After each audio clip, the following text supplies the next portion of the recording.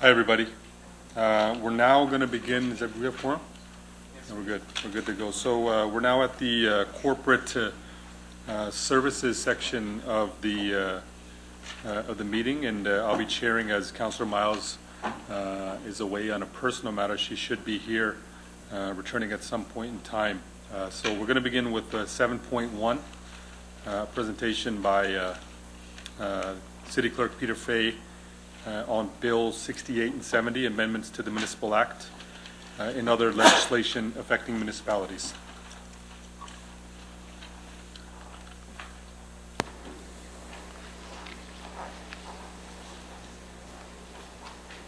Thank you, Mr. Vice Chair and members of committee.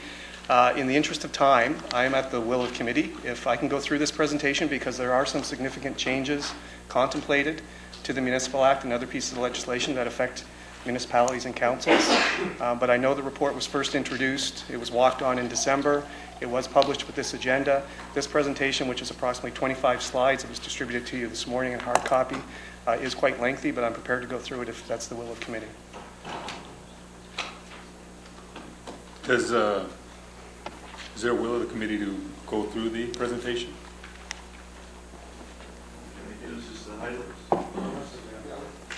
Oh, we have Councilor Williams on the board. You can push this button. I can't push it from here. Wait, maybe just go through the ones that would affect us directly. Through you, Mr. Chair, all of these affect you. These are the highlights.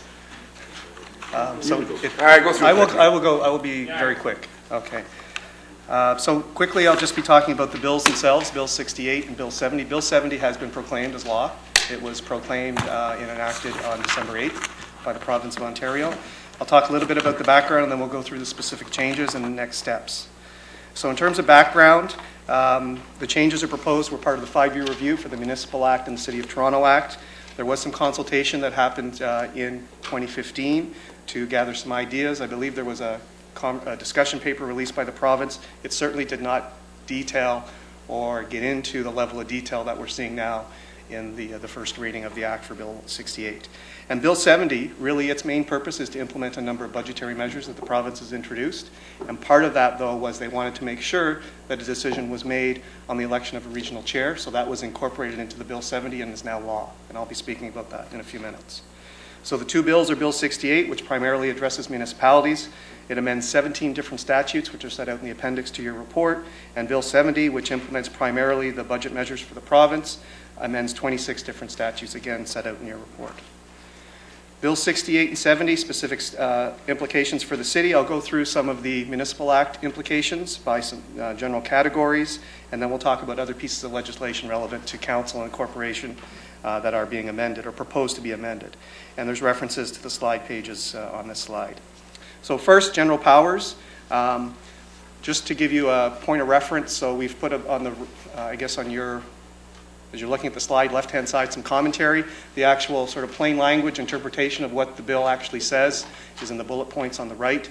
The legislation is introducing the ability for municipalities to have some control, regulation, influence on climate change matters, which I think is a welcomed responsibility for municipalities, given the breadth of services that we provide to our constituents. It introduces the notion of community councils. Community councils is a notion that has been introduced with the City of Toronto Act since its inception, and it allows council to delegate to those former area municipal councils prior to its amalgamation decision-making responsibility. Primarily, the community councils are made up of geographically based ward councillors, and those like former North York, former Etobicoke, former Scarborough, and they deal primarily with planning-related matters. The Act has been changed for the Municipal Act to allow councils to delegate whatever responsibilities it's not defined in the Act a council wishes to delegate to a similar community council should council wish to establish those geographic-based committees. Those committees could be comprised not only of members of council but also of citizens, and that's entirely up to council at this point. Accountability and transparency. The Act is proposed to be amended to be very clear. A code of conduct is mandatory for all municipalities, and also an integrity commissioner to apply and interpret and work with members of council on the code of conduct is now mandatory for all municipalities. It was not mandatory up until this point. It applies to council, a code of conduct, as well as its local boards, and really by extension all of its advisory committees. Council's code of conduct today only applies to members of council, so that's some work that we will have to do, presuming that these changes get enacted in legislation, to make the necessary amendments to apply to our local boards, which include the BIA, as well as our advisory committees. The Integrity Commissioner's responsibilities have been expanded. They now include responsibilities in the area of municipal conflict of interest. So the Integrity Commissioner will have the ability to investigate complaints made in regard to a municipal conflict of interest that a member of council may have. Right now, under the Municipal Conflict of Interest Act, a recourse for an elector, a citizen, is to go to the courts, petition the courts. This allows a path to go through an Integrity Commissioner to make a complaint about conflict of interest that will then trigger an investigation. They also have the ability to provide advice to members regarding conflict of interest. Some members, you may recall, they will come to staff and say, this is my situation, do I have a conflict? The position has always been in municipalities up until this point is it's not our job to provide advice to you whether or not you have a conflict, because we do not understand fully all the implications of what your potential conflict may be. You need to seek your own advice. The Act, if amended, will allow you to consult with the Integrity Commissioner to have those conversations and potentially receive some advice. It doesn't preclude you going to seek legal advice, but you can have those conversations with the Integrity Commissioner. And any advice sought by the Integrity Commissioner from members of council will be provided in writing. Very quickly, it also introduces, right now the Integrity Commissioner model has been more of a reactive model. A complaint comes in and an Integrity Commissioner will determine if an investigation is required. Under the legislative changes, the Integrity Commissioner, on his or her own initiative, can initiate an investigation of a member of council or a member of an advisory board or a local board.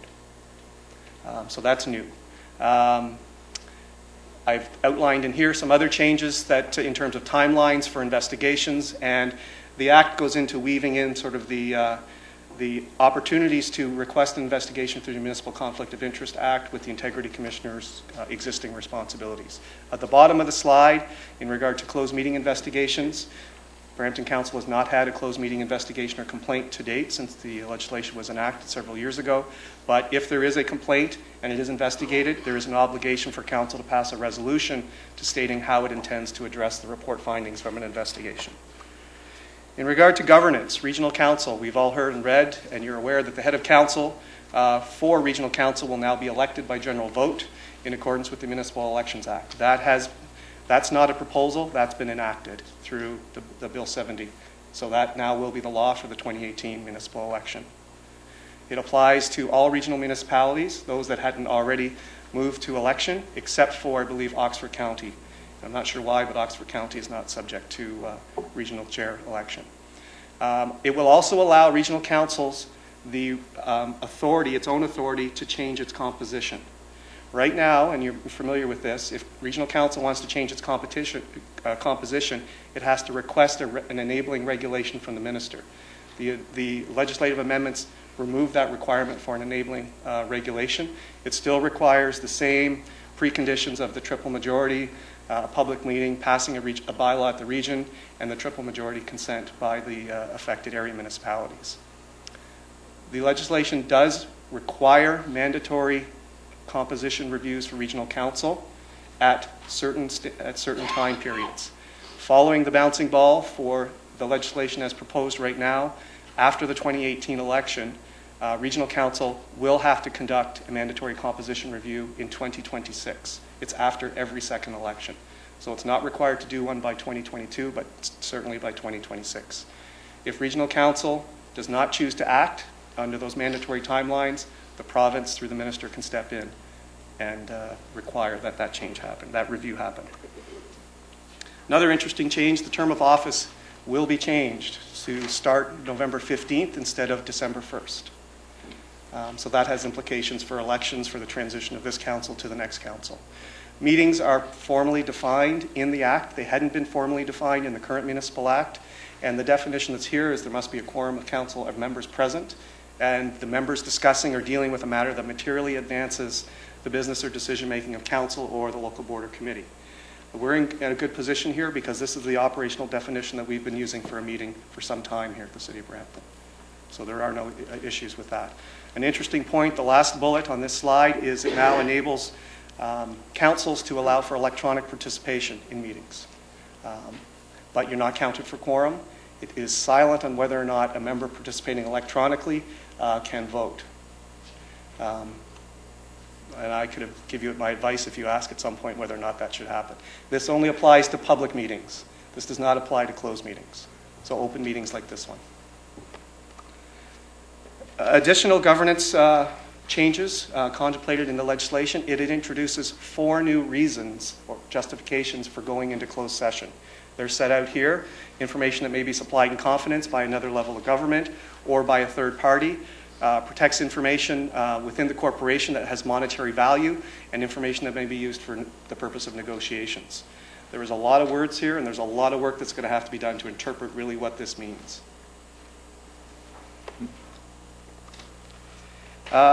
The changes also introduce the ability for administrative penalties to be introduced. You may be familiar that we have an administrative penalty system for parking tickets in the city, but something that this could be used for is right now during the election period we have election sign. Any contravention of election sign is prosecuted through the POA court system, Provincial Offences Court.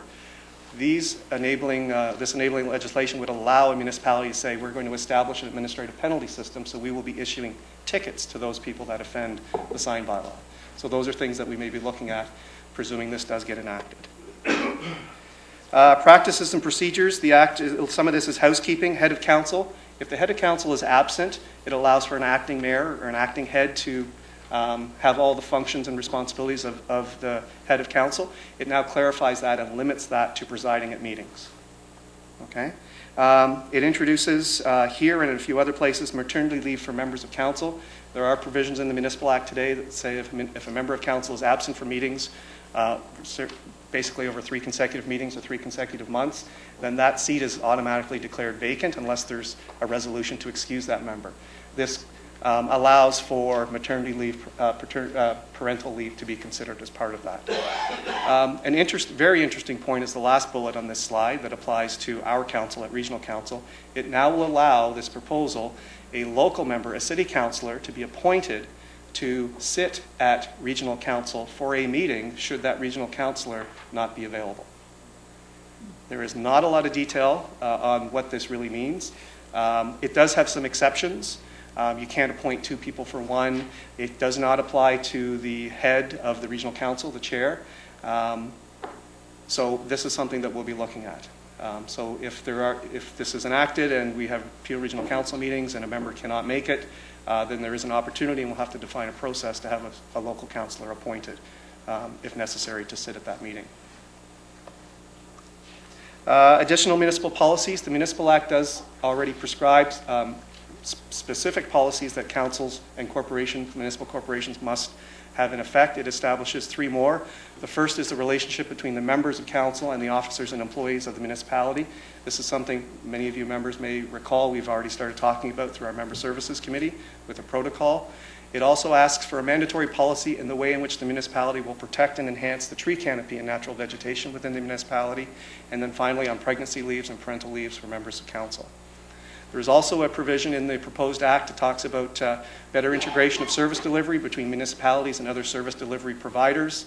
There still needs to be a lot of interpretation of what this means, but this could be in terms of operating agreements between a municipality and other agencies such as Metrolinx or other agencies of that sort.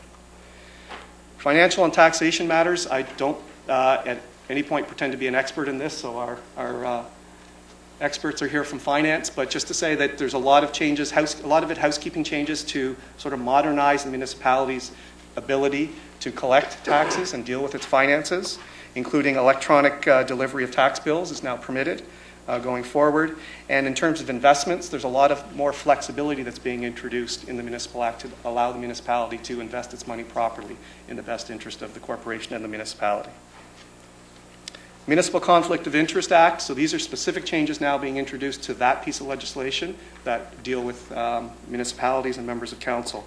It talks now about specific principles in the Act. It introduces those principles for conflict of interest. And it also does talk at the bottom about a conflict exception. So if a matter is under consideration at a council meeting and it has to do with the potential suspension of remuneration of pay for a member of council, the Act specifically allows that member to participate in that debate, but not vote on it.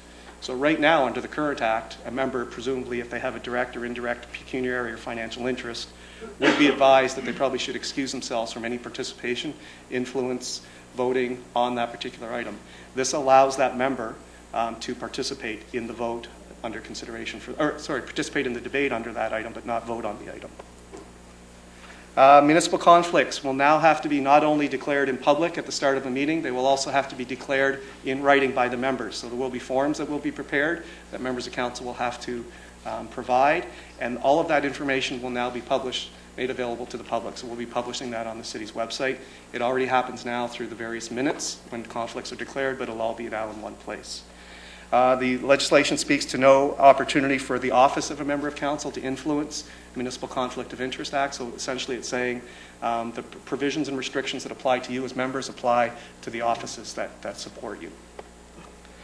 I won't go into the details of this. This slide speaks to trying to marry and intertwine the current process under the Municipal Conflict of Interest Act with the new process of the Integrity Commissioner with his or her ability to get involved in dealing with conflict of interest complaints. It still allows for a citizen to petition to the court for a conflict of interest complaint, presumably, but it allows just to make sure that that happens in concert with the Integrity Commissioner process. The judicial authority, if a conflict of interest is identified and is I guess, rendered a decision by a judge, the potential penalties have now been expanded to include suspension of pay for up to 90 days. Previously, it's been declaring a seat vacant. They're a little more draconian, the penalties, but there are some other, the scope has been expanded in terms of the penalties available to a judge.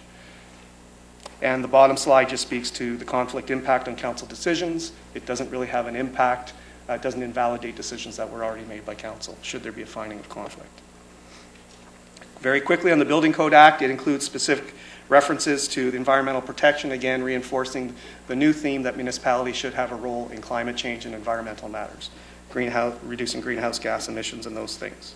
The Municipal Elections Act, there are a few changes that are being introduced through this legislation that affect the municipal election. You may recall that there were a series of changes enacted last year on the Municipal Elections Act. One in particular references the term of office starting on November 15th instead of December 1st. Under contributions to candidates, the act right now under municipal elections says the maximum contribution is $750. It's now being increased to $1,200. And the act has now been, or is proposed to be amended to address contributions made by a candidate or their spouse directly to a campaign, and it sets out some minimum thresholds for that. And they're set out here, either the shall not exceed $25,000 or some other formula based on whether you're a head of council or a member candidate. The Planning Act is proposed to be changed as well to have regard for provincial interest, including matters related to environmental matters and climate change. And finally, there's a change made to the Fire Protection and Prevention Act that speaks to collective bargaining, conciliation, and arbitration, and just speaks to firming up the process involved in that. So the last slide, Mr. Chair, staff are continuing to review the legislation. It's quite a lot of dense legislation to go through and interpret really what it means. As I said, Bill 68 right now is still at second reading. It actually hasn't been referred yet to committee, so we presume at some point this spring there'll be a referral to committee for public input and comment, and that may be an appropriate time for this council to consider if there are particular areas of interest that council wishes to put those comments forward to the province as it moves through to enact this legislation. Bill 70 is enacted, so it is in effect right now. The province did not address through these changes some things that municipalities have asked for, particularly through AMO on municipal financial sustainability. Municipalities were looking for new financial tools to alleviate budget pressures. Those do not seem to be addressed at all in the changes that are proposed here. And some of that was addressed in AMO's What's Next campaign that this council endorsed, I believe it was last December. And Mr. Chair, that's a quick overview, and be happy to answer any questions. Thank you so much. So we do have a few questions. I'm sorry, 3 speakers on board in this council. Thank you, Mr. Chairman. Can I bring forward 7.2, the report, because that's where I've highlighted my questions on there. Peter's answered some of them, but just the ones that I'm not too sure of, I'll ask on. So if it's okay, I'll bring that forward so we do it. Okay, on the regional council voting for the head of council, is there anything in there about a weighted vote, or is it just straight vote? Through you, Mr. Chair, there is not. I can tell you, in fact, yesterday, the clerks from Brampton, Mississauga, Caledon, and the Region Appeal, we hosted a meeting yesterday to start talking about this point. So we're actively looking at how to implement this. Because this is not, at least right now, not very good news for Brampton or Caledon. This is very likely that at least the next head of the region will probably come from Mississauga because they got a huge majority of votes. And we can't, eventually Brampton will catch up to those, to the size of Mississauga, but this is not very good news. And you know, considering that we're one of the largest regions in Ontario, and the Region Appeal voted almost unanimously not to do this, they certainly didn't listen to the Region Appeal. The term of office, this term of office now goes to December 1st? Today it goes to November 30th. Pardon me? Today it goes to November 30th. Yeah, December if this 1st. gets introduced, it will be November Sorry, the new one 15th. starts December 1st, yeah. So this doesn't stop, our term doesn't stop November 1st, November 15th. But the next term will be from December 1st to November 15th?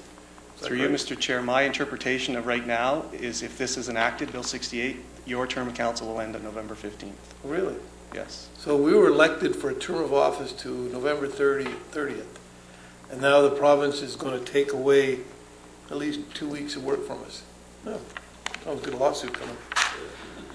Okay. The alternative member for regional council, so does that mean that we would determine at the beginning of the term who would if let's say we stayed the way we were? Well, let's talk about Caledon. Let's hope that we're not going to be in that position, but Caledon is. Does that mean at the beginning of their term they would have to select somebody, or can they do it each week or each month? Through you, Mr. Chair, the wording is very vague right now, but I think it could be interpreted that it's up to the municipal council. So it could be it could be each month, or it could be a formula or a policy established by council at the start of the term. Okay. For example, you know, the first backfill councillor, so to speak, would be the ward city councillor, and after that, it's another city councillor. Okay. So will you be the clerks be asking that question? So we get more clarification on that and how that will work? Through you, Mr. Chair, yes. As we follow this bill going through, we'll be looking at that, and if it gets enacted, we'll bring something back for council's consideration. Because if we're in that position, I certainly don't want to get into a position where, you know, because people get sick, last minute things come up, and all of a sudden we're scrambling to find out who's going to cover that person at the region. We need something in place that says X person or X position is going to cover that position, I think, to have something continue it. Okay, the declaration of conflict, does this mean that you would do that in writing at the beginning or each time?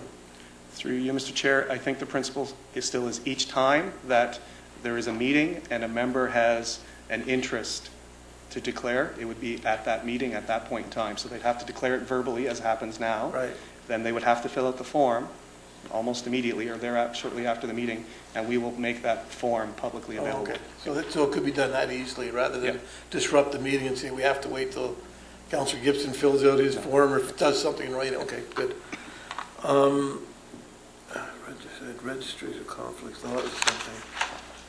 The contributions to the campaign, so the way I understand it now, and I don't see it with the third party, they were allowing third party contributions now also, right? But not allowing, you can't get it from unions, you can't get from developers and builders. Corporations, which you do allow. And they don't talk about that, or we don't talk about that in here, but that's still in place, right? The third party is allowed.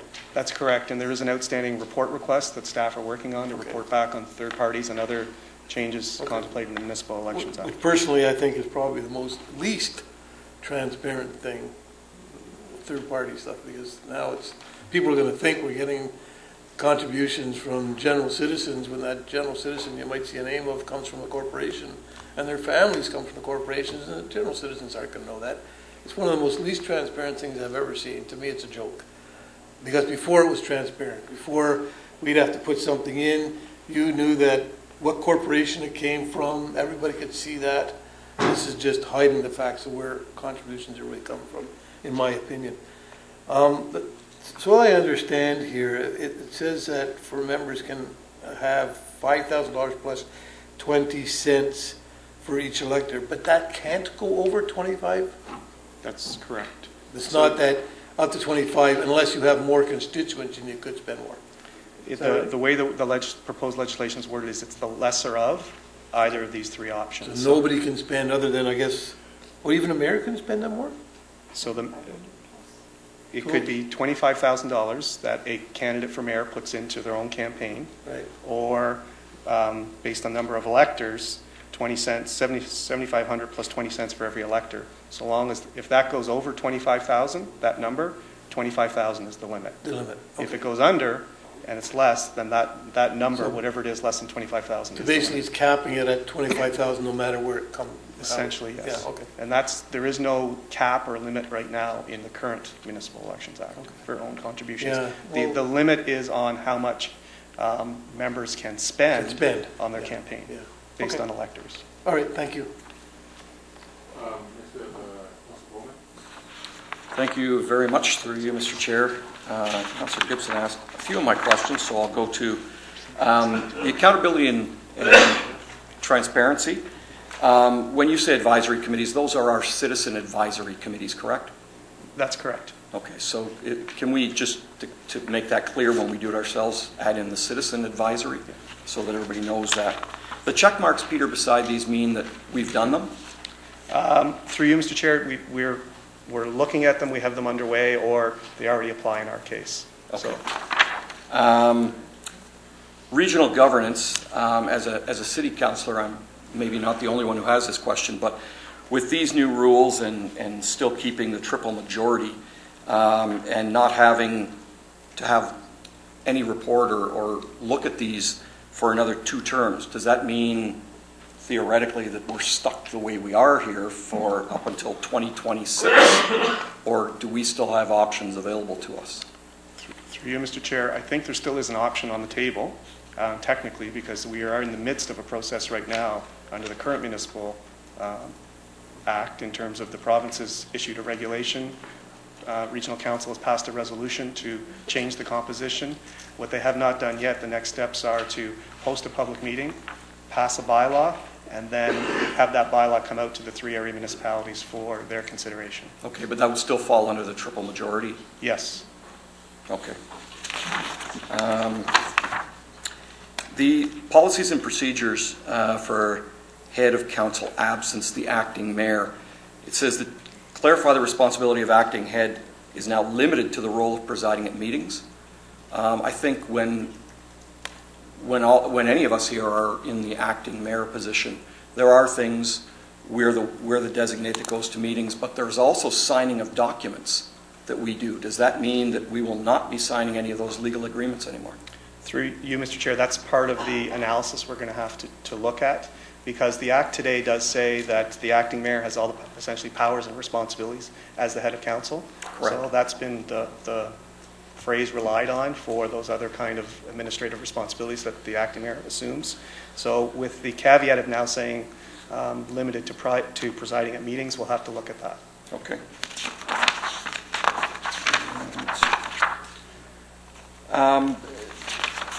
Peter, under the Building Code Act, when the Building Code Act was changed last time, they put in the provisions that second units were encouraged and municipalities were encouraged to allow secondary units.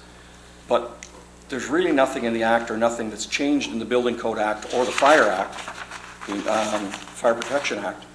We're still in a situation where even if we suspect there's a second unit and we knock on the door to inspect it, we have no power to go in and find out. So I don't know, how do we deal with that? What, from a city standpoint, how do we go about telling the province, for instance, that we need some additional powers to be able to enter the unit somehow for the resident to prove that they don't have the additional second unit, rather than us to prove that they do have the additional second unit? Is there anything there? Through you, Mr. Chair, this has been an outstanding issue for a number of years, and the province has been approached by different municipalities to change the legislation or change our powers of entry. And it's really caught up in a bigger piece of, people's rights of not having people coming in to see what they're doing in their homes. So it's bigger than just second units, and to date we've been unsuccessful. I believe even through AMO we've tried to advocate for that, but I think it's because it's really a bigger issue and rights of people not to have people entering their homes. Oh, I understand that, but I think we also have to consider the rights of people who are in those second units for safety and security as well. And So through you, Mr. I know Chair, it's a delicate balancing act. it is, and I guess the only thing that we can answer at times on is many of the complaints to do with second units are with respect to what's happening outside the home. Parking, garbage, different kinds of really property standards issues. So the good thing is we are able to deal with complaints that are exterior to the building. Yeah.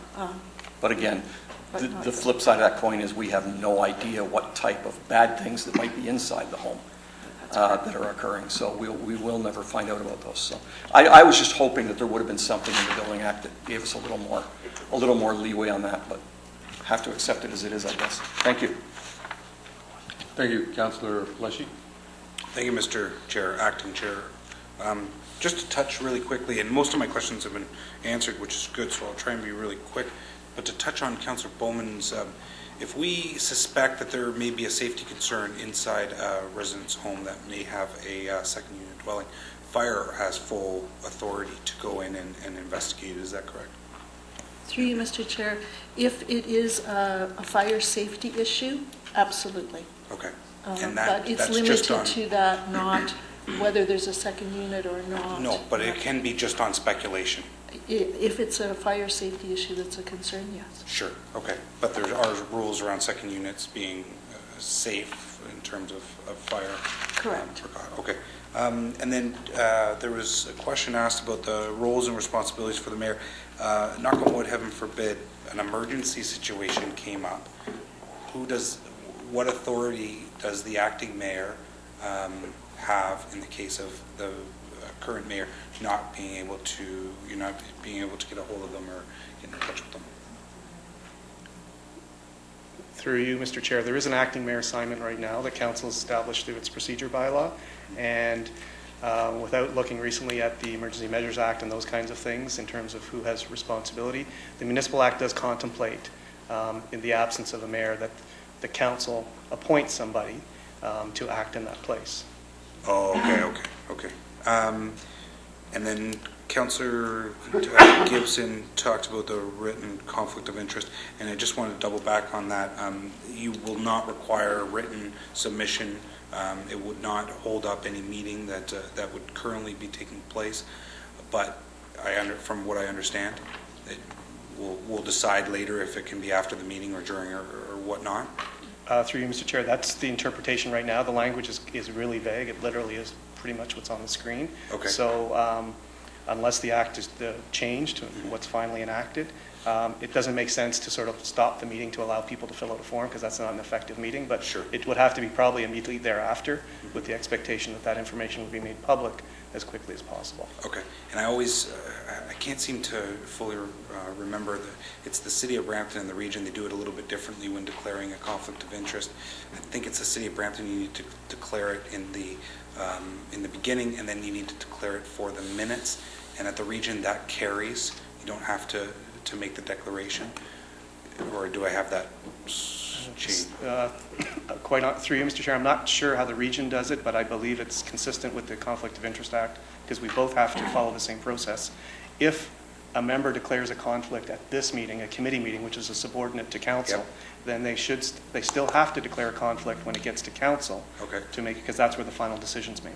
When the minutes from that council meeting come back at a future meeting, The member does not need to declare the conflict again, because that's really, even though we approve the minutes, we're ratifying. Otherwise, it's a never-ending loop.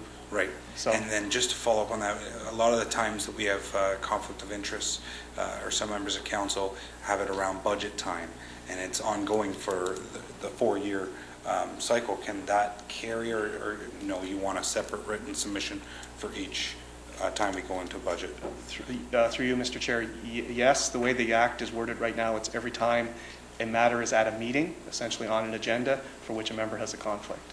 So you can't, a member cannot declare a general conflict at the beginning of a term, so to speak, and then have that carry over. Okay. And then I agree 100% with what Councillor Gibbons said in terms of transparency and the fact that what they're doing for the donations. I would like to know and better understand, I don't know if you know this or not, but what is the limit for the third-party contributions per candidate and per municipality? Has that been set? Through you, Mr. Chair, I believe the limit is the same. It's a campaign expense limit as it would be for a candidate. So theoretically, if candidate ABC has a limit of $10,000 for expenses, then any third party that wishes to engage after they register and go through the due diligence required under the Election Act would have the same limit. And the funding sources, they're still, I believe, have to follow the same fundraising. So the financial limits and who the money comes from. So if candidate A, B, and C, if candidate A and B received $5,000 each, the limit was 10, candidate C couldn't receive any money from that one particular third party. Can you repeat that again? Okay, sorry, I'm trying to be quick, Peter. So you said if there's a cap of $10,000. On campaign expenses. Yes, and candidate A received $5,000 from one third party, and the same third party contributed $5,000 to another, to candidate B. I need to clarify through you, Mr. Chair. So third party, if they're contributing, a third party could be an individual or whatever, their limits are today $750, and it's going to move up with this legislation to $1,200. Third party means a third party can get involved, register with the returning officer, the clerk, and then spend money advertising for or against a cause, a campaign. And it's still a contribution to me, but let's say they spend $5,000 in advertising for candidate A. Is there a max that they can spend for one candidate or all for the entire municipality? I believe, I'd have to go back and look at the Municipal Election Act changes. I believe they are limited to the same campaign expense limit. If it can be, and the key will be determining that a third-party advertising, is it solely focused on candidate X, or is it focused on candidates X, Y, and Z? And then how do you actually allocate that share? That's the detail that I know from the clerk's perspective. Municipal clerks, we're trying to figure that out right now. Are they? Okay. Yeah. I think that was it. Thank you, Mr. Chair. Thank you, Councillor Pleshy. Councillor Sprovieri. Thank you, Mr. Chairman. Peter, just for a little bit more clarification on the third party in elections.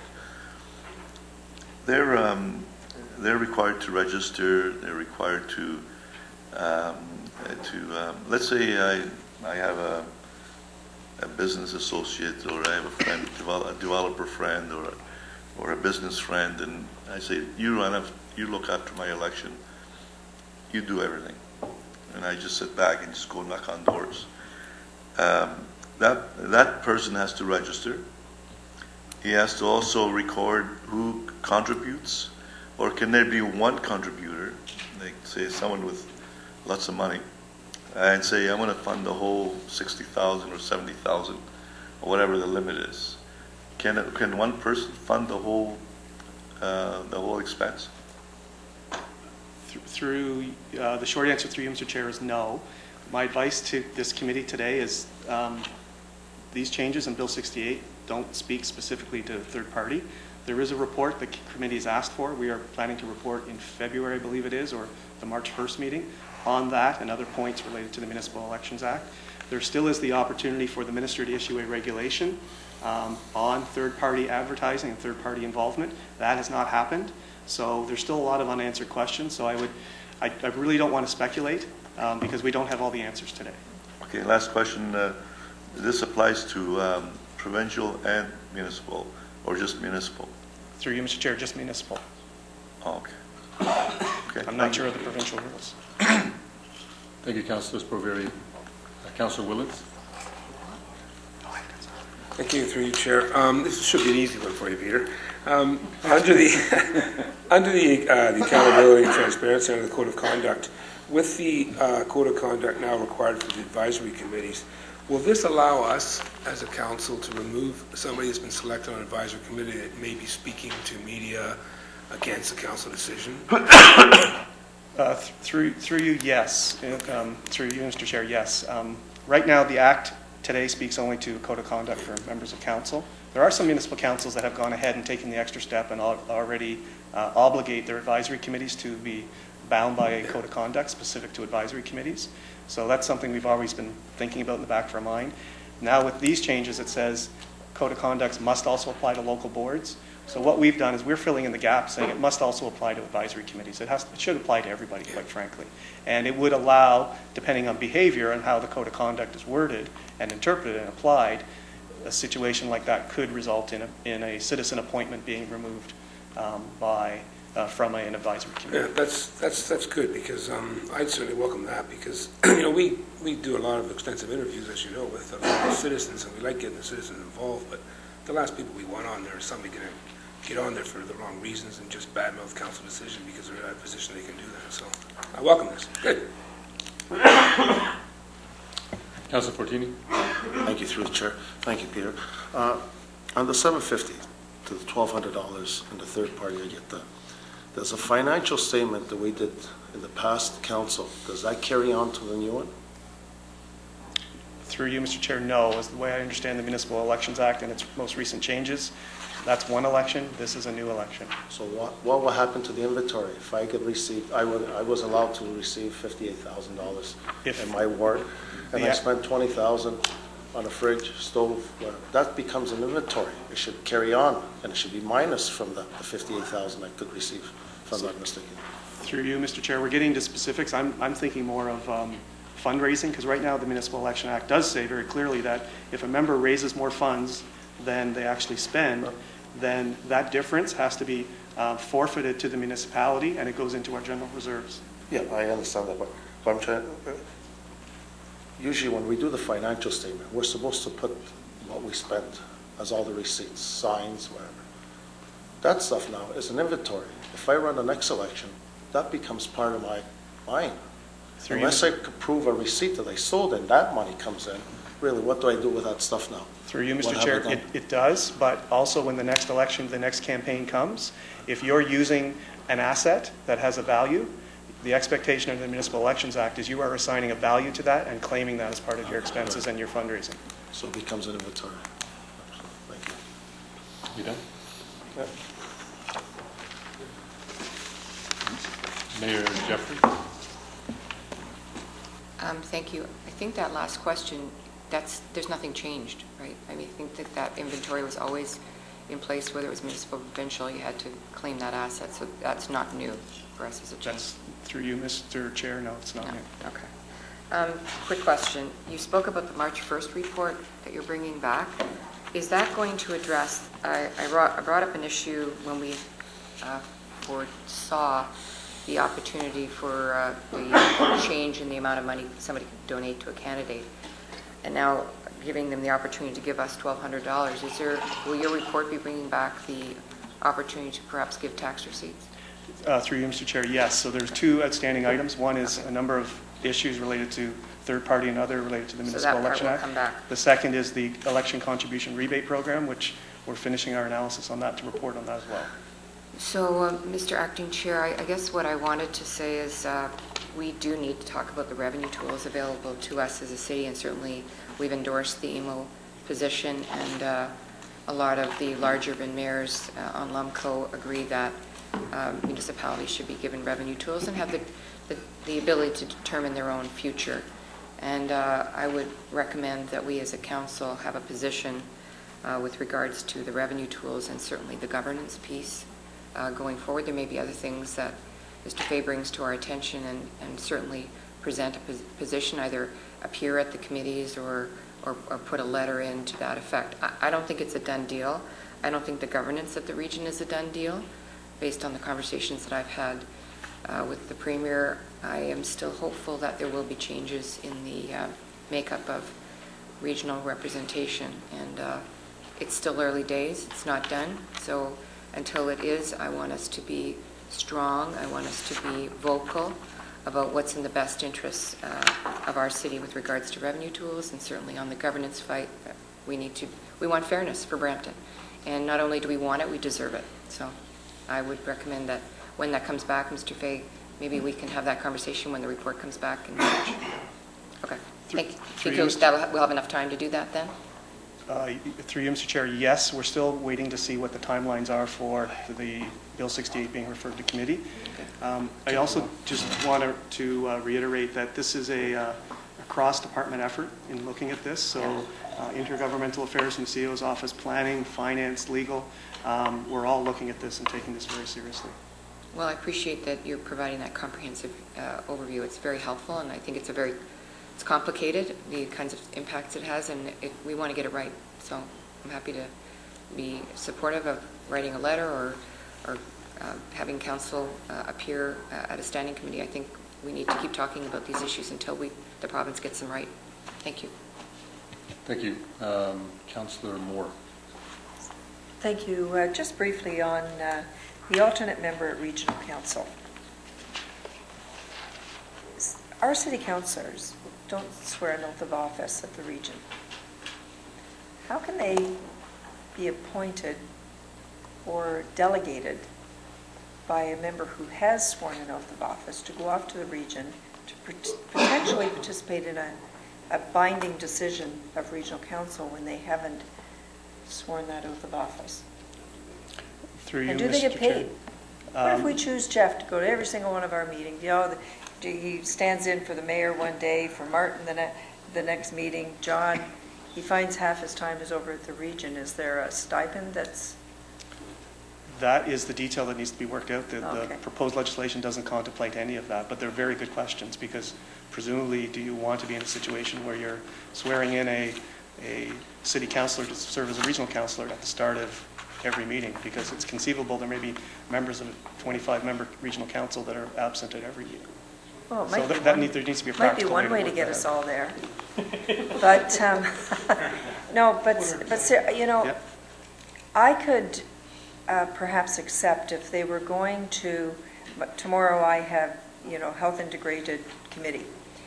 If I wasn't able to attend and one of my regional councillor colleagues was not available to participate because of other committees that they sit on at the region, it would make some sense, because then that discussion and those minutes would go to Regional Council to be ratified.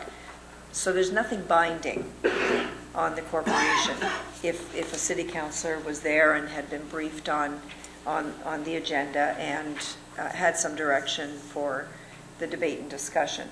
But for us to appoint somebody who hasn't been, who isn't a regular at the region, I think it's a little bit different maybe for a municipality like Caledon, where they're smaller and where, quite frankly, their representation around the table, depending on where everything lands, changes. And you need the triple majority, and you want Brampton or Caledon or Mississauga represented at the table. What does Mississauga do when they have nobody back at home to appoint? It makes no sense. So it's just, I think there's a whole lot of clarification that needs to take place around this particular one, because, like I said, Mississauga has no alternate to appoint. We do, and so does Caledon, but... Fair question. Yeah. Yes, I don't have the answer.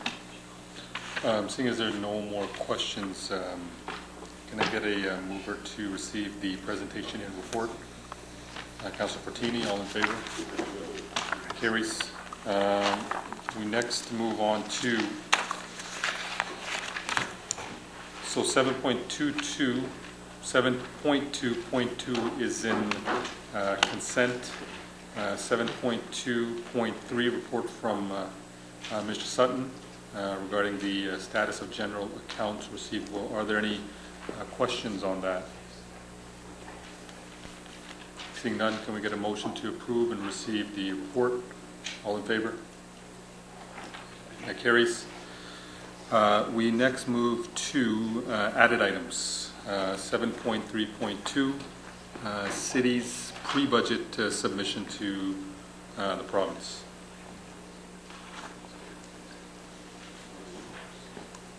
Here's that one.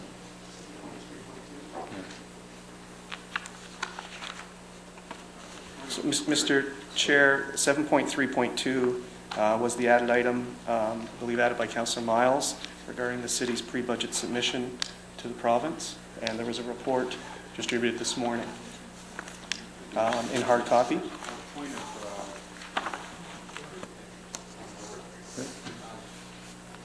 Yeah, go ahead. Thank you, Mr. Chair. I had thought that my added item on FCM was 7.3.2 or earlier, 7.2.3. Yours is 7.3.3.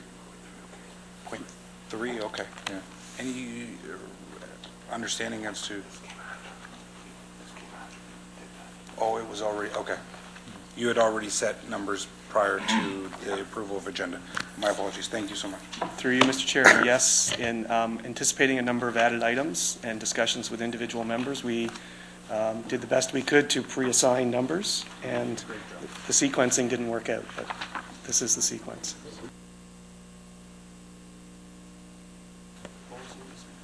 So does anybody want to speak on 7.3.2?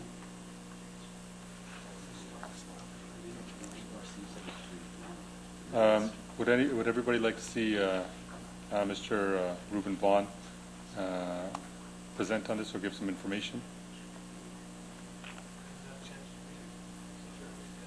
So do I gotta get more?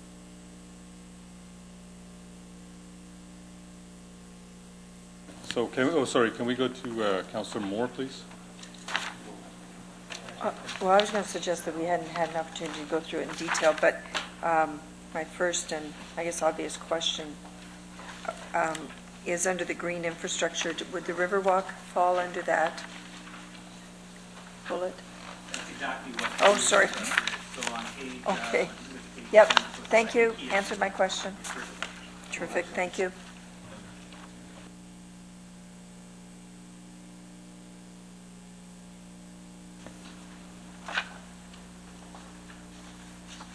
So what happens?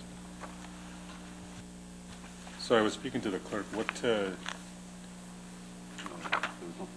Oh, so there's no further questions. So, can I get a mover to receive the report? Councilor Medeiros, all in favor? It's approved. Oh, sorry. Can I see the hands again? Sorry. All in favor? Okay, so Councilor Moore, are you still on the board? Oh, okay. Sorry. I'm trying to speed read here, but under the public transit piece, it acknowledges that a decision was made for a terminus of the LRT project at Steeles. But are we asking for additional funding for the studies and, okay, if it's in there, I just haven't, I'm trying to read so fast.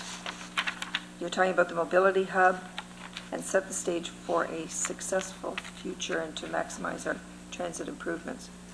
Are you suggesting it falls under that language? Through you, Chair, to the councillor, yes. So if you look at the very bottom of it, our ask is for the province to partner with us, which includes being a full funding partner, and that's where the funding for the studies would fall under. Okay. I think if I have to ask the question, it's not clear enough. Okay. And I think that we need to be very specific, that a decision was made of council to terminate the LRT project at Steeles, that alternative routes are being explored, and that we would like the province to partner with the environmental assessments on whichever is the preferred route. Okay, yeah, thank you.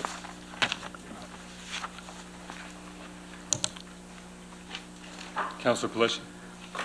Thank you, Mr. Chair. Just on the transportation infrastructure, advancing the GTA West Quarter, are you identifying with this report on what is kind of some of the issues that the city of Brampton are going through, or are you making comments and asking for anything? Are we, sorry? Through you, Chair, to the councillor, so that's another good question. So our ask as it relates to the GTA West corridor is for the province to move forward with, or at least make a decision on the EA assessment. As council heard previously, is they decided to suspend the environmental assessment. So staff's recommendation at that time, and it continues to be, for the province to move forward with the GTA West environmental assessment, and that's what this provincial pre-budget submission calls for. Okay, and well, and I guess, and I just read in the bottom here, and protect a preferred route alignment. So I guess we've had an opportunity to comment on the GTA West corridor. There was a window. The window's closed. Is this worth the paper it's written on?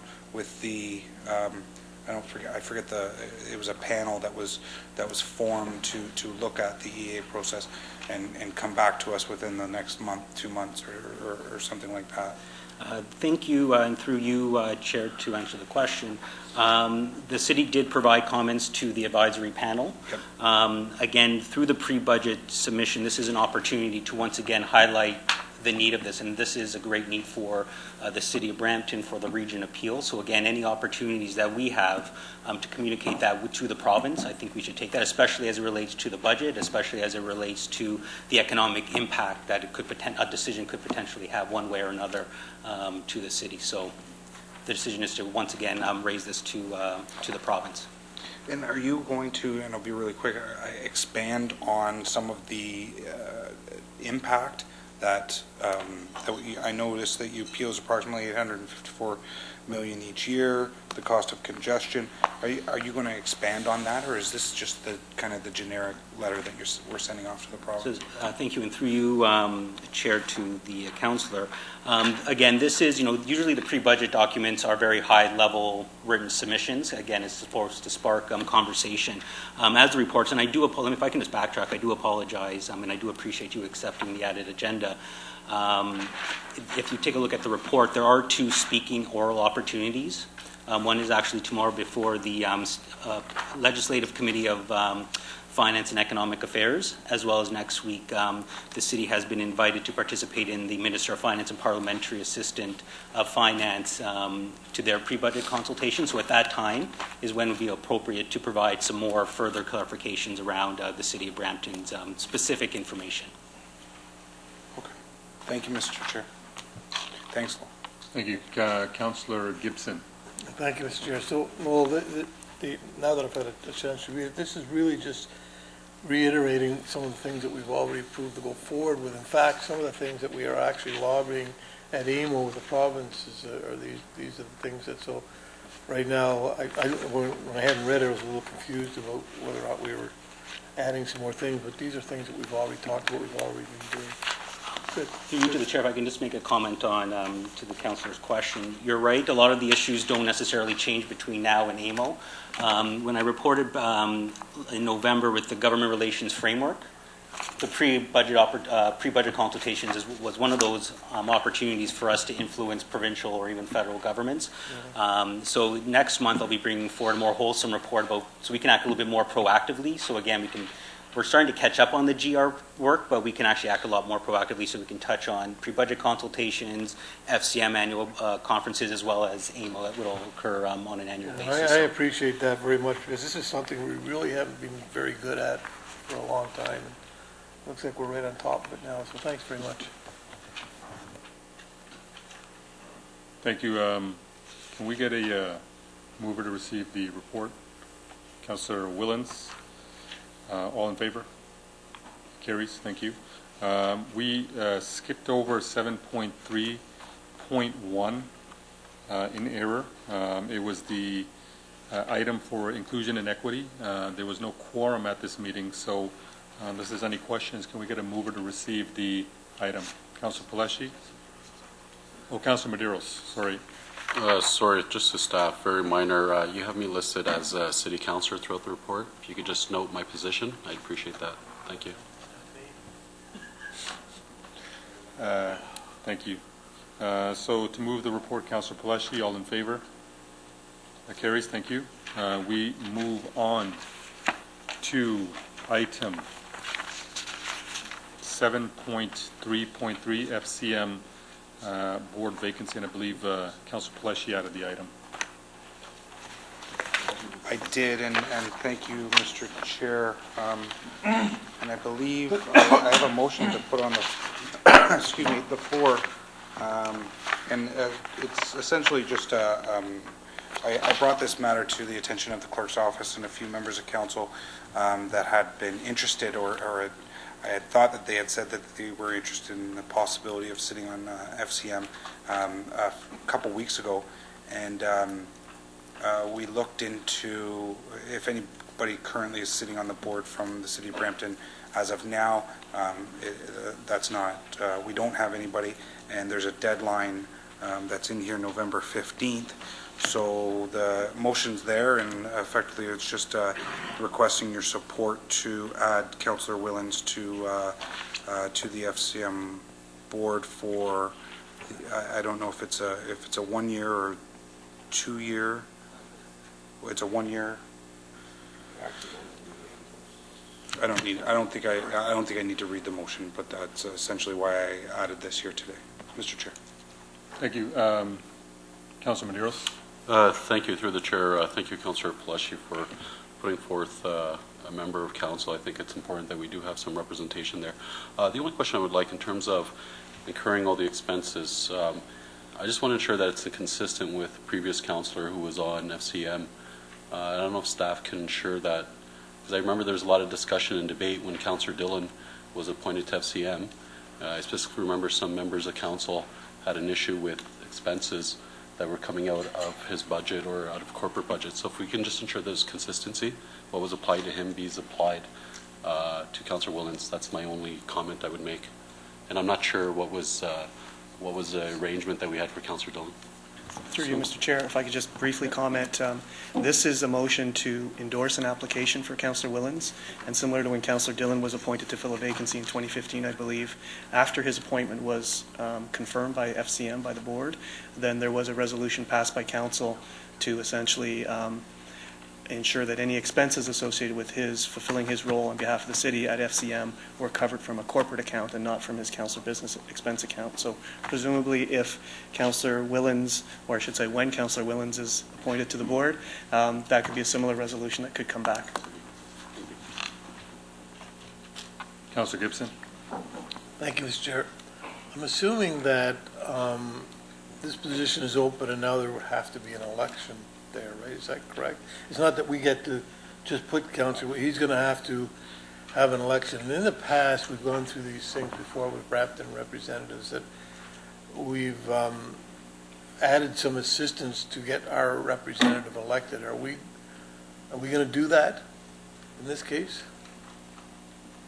If there's an election, I mean, we could get it claimed, I guess, if nobody else wanted it, but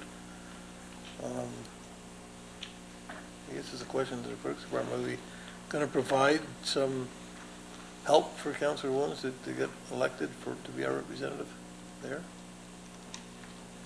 Through you, Mr. Chair, I presume that would be up to council. And if any members are attending, I'll be honest with you, I'm not quite sure if it's an election or that is required, or just an appointment to fill a vacancy for which the board may be able to do on its own. Because I don't believe Councillor Dillon was elected. It was an appointment, I believe. It was I believe it was an election. It was an election at the FCM annual conference. Yeah. So presumably if members of this council are attending the FCM annual conference, that something could be done to help promote Councillor Willens in his cause in this election. See, in the past, I'm not sure what happened when Councillor Dillon was, if anything, was there, whether or not they had to add any assistance. But in the past, when Mayor Fennell ran for FCM and when Councillor Hames ran for AMO, we always provided some sort of assistance to help get through that election process. And in this case, it's just an appointment, and I guess there's not much we can do. but I don't know. I'm not sure whether we need to have some more discussion about this another time to try to help, or to take our chances that Councillor Willens wins. I don't know if anybody else is even going to help him out there. Okay. Thought I'd bring it up. Thank you. Thank you. Councillor Paletti. Just if I can, to Councillor Gibson's point, it is an election, and it just so happened that when Councillor Dillon won the election to sit on the seat, Councillor Medeiros and I were actually attended FCM and worked diligently to talk to a number of people that were there to garner some support, and he did well in what he needed to do in presenting himself, and you're provided with a speech. But yeah, essentially it is an election.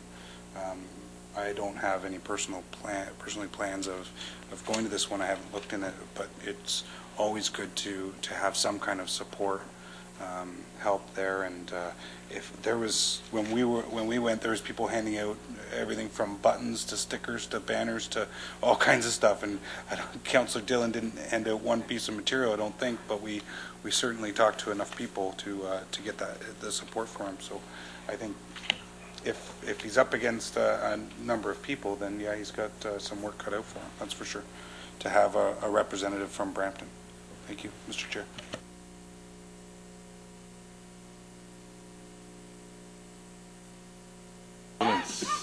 Just 1 second. Yeah, just to clarify, in the third where it says be it resolved, Peter, I'm pretty sure it's just for the term of 2017 from the FCM. It's a one-year appointment. I think it's just for the term of 2017. And I think I read that their board selects it. It's internal. I don't think it's an election. Peter, can I I think it's a board that selects it, yeah. So if I can just interject real quick and give you my knowledge of what happened. So when the new term of council started, there was an election from the remaining. There were some members of the, because it was midterm in terms of that year, 2014, 2015, whereas 2015 was when that year ended. And so there was a vote from the actual Ontario caucus of who's going to replace some of the people who weren't returning. And then in 2015 summer, when the AGM occurred in Edmonton, we ran for an election, and fortunately I had Councillor Paletti and Councillor Medeiros there vouching for me and speaking to the Ontario caucus. So I think I'm in 100% support of this, but I'd like to make sure that the motion is correct, that in terms of the timings, because the AGM is in June. And so what we could do is, I guess if you want to reword this, is that it could come out of the corporate expense that we send Councillor Willens, and at the same time we look into opportunities to promote him at the actual election, because the election is going to occur in June.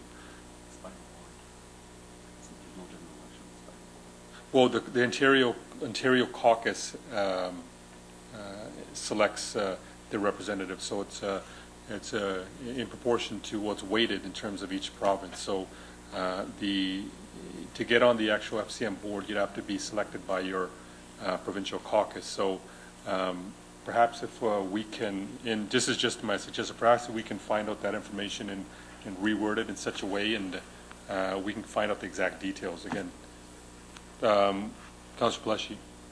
Just maybe to move this along, can we approve it in principle and then find out the details of the questions surrounding member of council's questions and bring that back for council next week? Can we do that, Peter? Through you, Mr. Chair, yes, I'll endeavor to speak directly to FCM.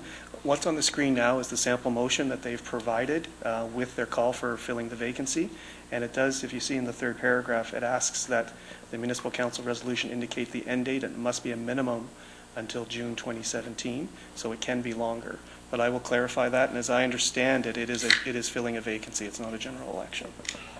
But I'll get those answers for council next week. So the, so so we're going to refer to this motion, is that correct, Peter? So the motion is on the board, moved by Councillor Palesh. Sorry, we have more speakers. Councillor Gibson, you're on the board. Okay, I was just reading the motion now, it's up there. So the motion is actually, if I read that correct, is asking us to have him be there until the end of this term. Right? That's good.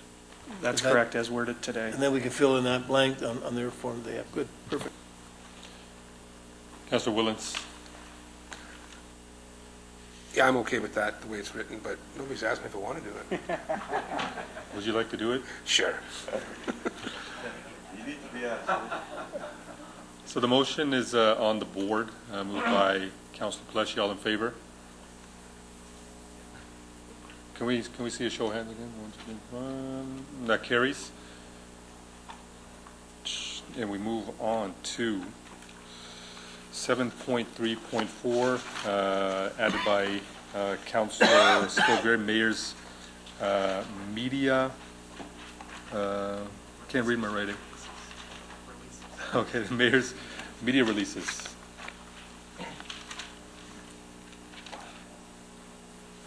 Thank you, Mr. Chairman, and bear with me in case I start choking. Well, I got a irritated throat.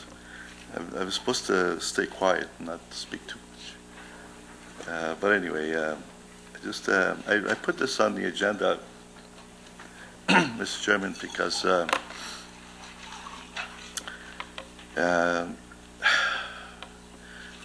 in the last week or two, there's been a little bit of commotion and happening around, and I just wanted to address what's been happening and how we can prevent that from happening again. The reason I've taken this on is because, or I brought it to the attention that I believe everyone received a letter, an email the other day expressing some concern about what happened last week, and I believe there's been some misunderstanding, and I think that the misunderstanding has to be clarified in order to put this to rest. It was really, in addition, I received myself and 2 other councillors received an additional message, which was very disturbing. Not everyone got it, and it really upset me to these people there's a lot of anger out there with some people, and I don't believe it was justified what happened. Unfortunately, it has happened, and it's drawn a lot of reaction from people, from constituents, and it's not. And I believe it's making some of us councillors it doesn't look good.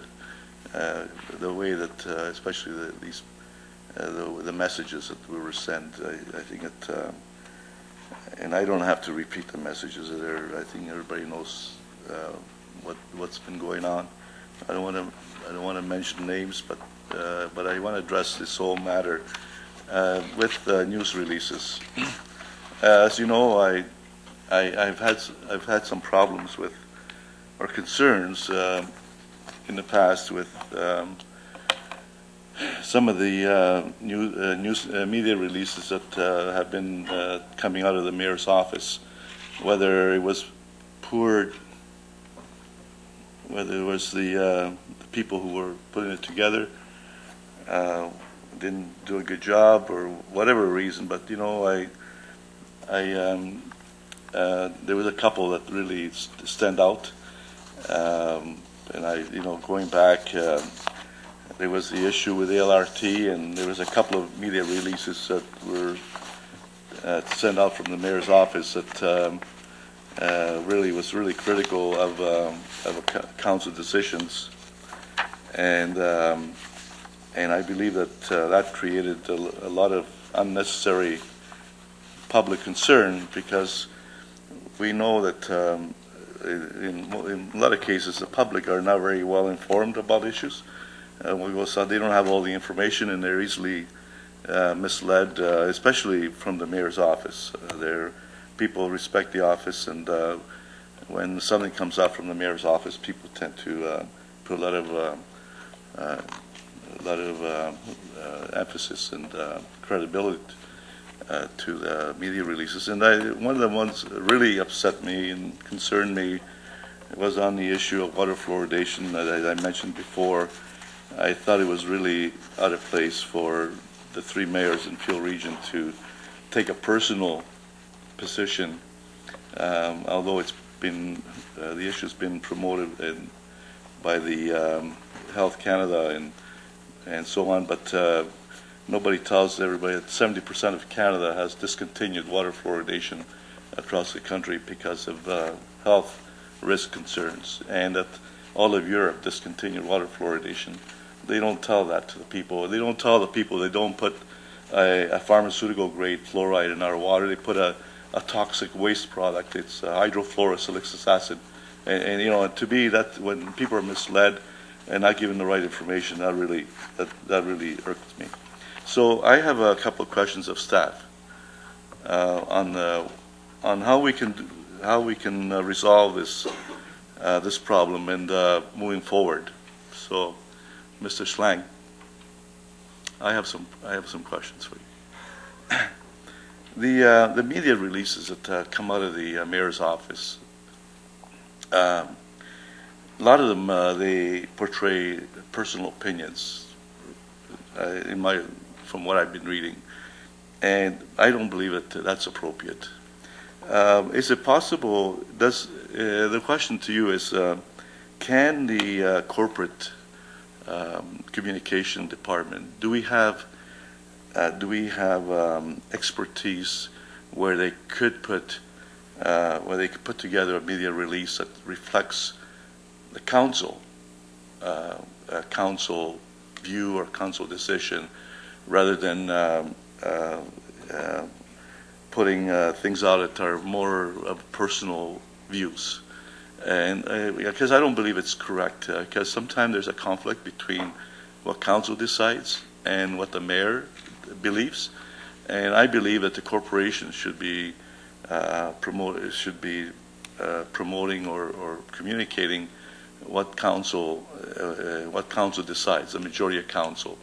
I believe that there's more value in a council decision than there is in the mayor's personal opinion. And so I'd like to know whether we have the expertise and whether it would be appropriate that any media releases that come out of the mayor's office would have to go through the corporate communication to verify, to make sure that there's nothing said negatively about other council decisions, and also as a safety net to make sure that any news release doesn't preclude or jump the gun, or like it happened with the most recent one, where there was an announcement made that there was an agreement going to be signed last week or early January, and which was not factual.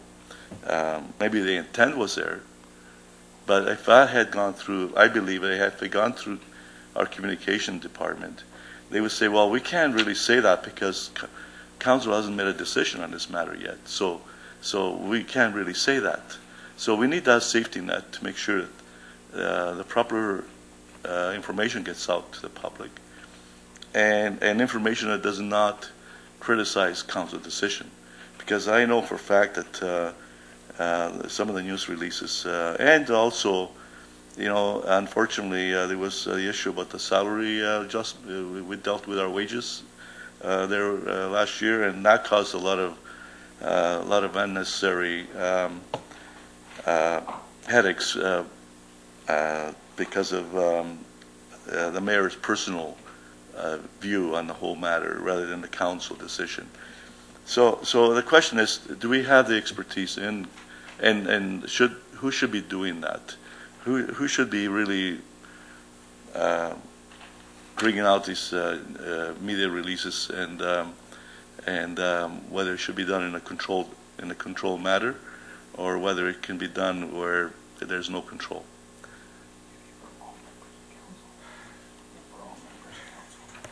Well, through you, Chair. First of all, since I started here 7 months ago, any communications that the corporate communication team sends out is strictly related to the council's decision. The mayor has her own individual communications team, and so that's, we haven't been the safety net for any of that information going out. Corporate communications is really just putting out messages that all council approves, or media releases from, we work on behalf of council. Well, and through you, Mr. Chairman, I believe that we need to explore this further, and that whether what has been happening, whether it's really healthy for the city, for our image. There's been a lot of negative stuff happened because of a news release that wasn't really accurate, and it caused a lot of unnecessary grief with not only some members of council, but also with some members of our community, of our residents. So I believe that we need to explore, and I would like to move a motion, a staff report on this matter as to what is proper. As far as I'm concerned, I'd be willing right now to move a motion to say that we reduce the mayor's budget, reopen the issue, and claw back $100,000, $200,000. So therefore, she wouldn't have the money in there to have a media guy putting out these kind of. But I'm not going to go there yet, because I think it's proper for this to go back to staff, and really, and given what's happened, and as I said, I did provide some examples, is to come back and check out what other municipalities does. I've never heard other mayors criticizing council decisions. I listen to Tory almost every night. He's on the news. I've never, he has his own point of view, and he works at council to try to get his point of view approved. But I've never heard him say that council made a bad decision, or I don't agree with it, or or they're a bunch of bad guys, or and so on and so forth. And I think that this has been happening here, especially with the salary issue. There was a lot of bad comments made about us councillors on the media talk shows, and I think that was not necessary, and it's not helping our image. It's not helping the political system's image, and it's not, and it's hurting all of us, I believe, politically, and also from a reputational point of view. That when we were referred to being a bunch of pigs on the trough, and that was, to me, that was really uncalled for when that comment was made, and all these things have been built up in my mind, and I think it's time now that we have to address this in a professional manner and see what should be the proper process of this. So I like to, Mr. Chairman, Mr. Clerk, I put a motion forward for. We can get to that. I think we're going to hear from Mr. Fay. So, through you, Mr. Chair, I just want to remind committee that on December 14th at Council's special meeting on the budget, Council did have a somewhat similar debate to this, and actually passed a resolution, and I'll read the resolution, that staff report back on communication support for members of council in similar sized municipalities with a view of determining if the mayor's offices and councils have shared independent communication support or rely on their municipal corporate communications departments. So I remind members of that, because I think what the councillor's asking for can be addressed, and the debate can occur when this report comes back. Okay, Mr. Chairman, I'm fine with that, except, well, actually, I was going to speak to it at the next item, but I can speak to it briefly now. Well, I'll wait till the next item, because I think there's more to say about that. So I'm fine with that direction for staff to come back and with a report, and that's already in the works.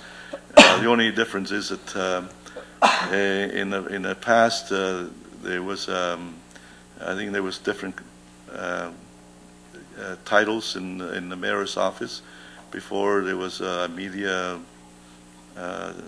person, and now we have instead of a media, we have a press secretary. That is, they're not, so they it has to be, the matter has to, we cannot avoid that position because now the name has changed. So as long as it's addressed, and then whether it be a press secretary or whether it be a media relation person, it has to be addressed in a report. If I'm assured of that, I'm fine with it, and we can move on. Thank you. So we're going to move to, Councilor Medeiros. Thank you, through the chair. Just frankly, when I think I've heard everything, it's, we're right now discussing, almost tackling one of the cornerstones of democracies in terms of freedom of expression. A political person has the right to have political views. You've said a lot of things, Councillor Sparveri. I respect it. Last week at the region was regarding correspondence.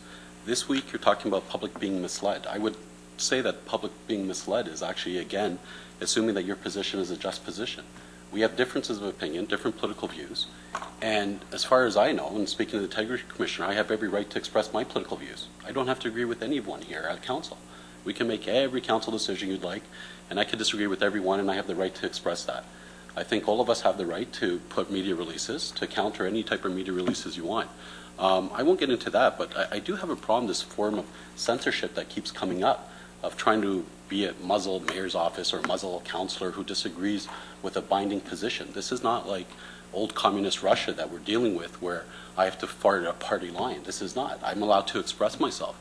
As far as I know, as a municipal act, and Peter, you can correct me, does anything that the corporation can do impede me putting a media release on my political views on any issue that deals with the city business? Through you, Mr. Chair, the Municipal Act does not define the position of an individual councillor.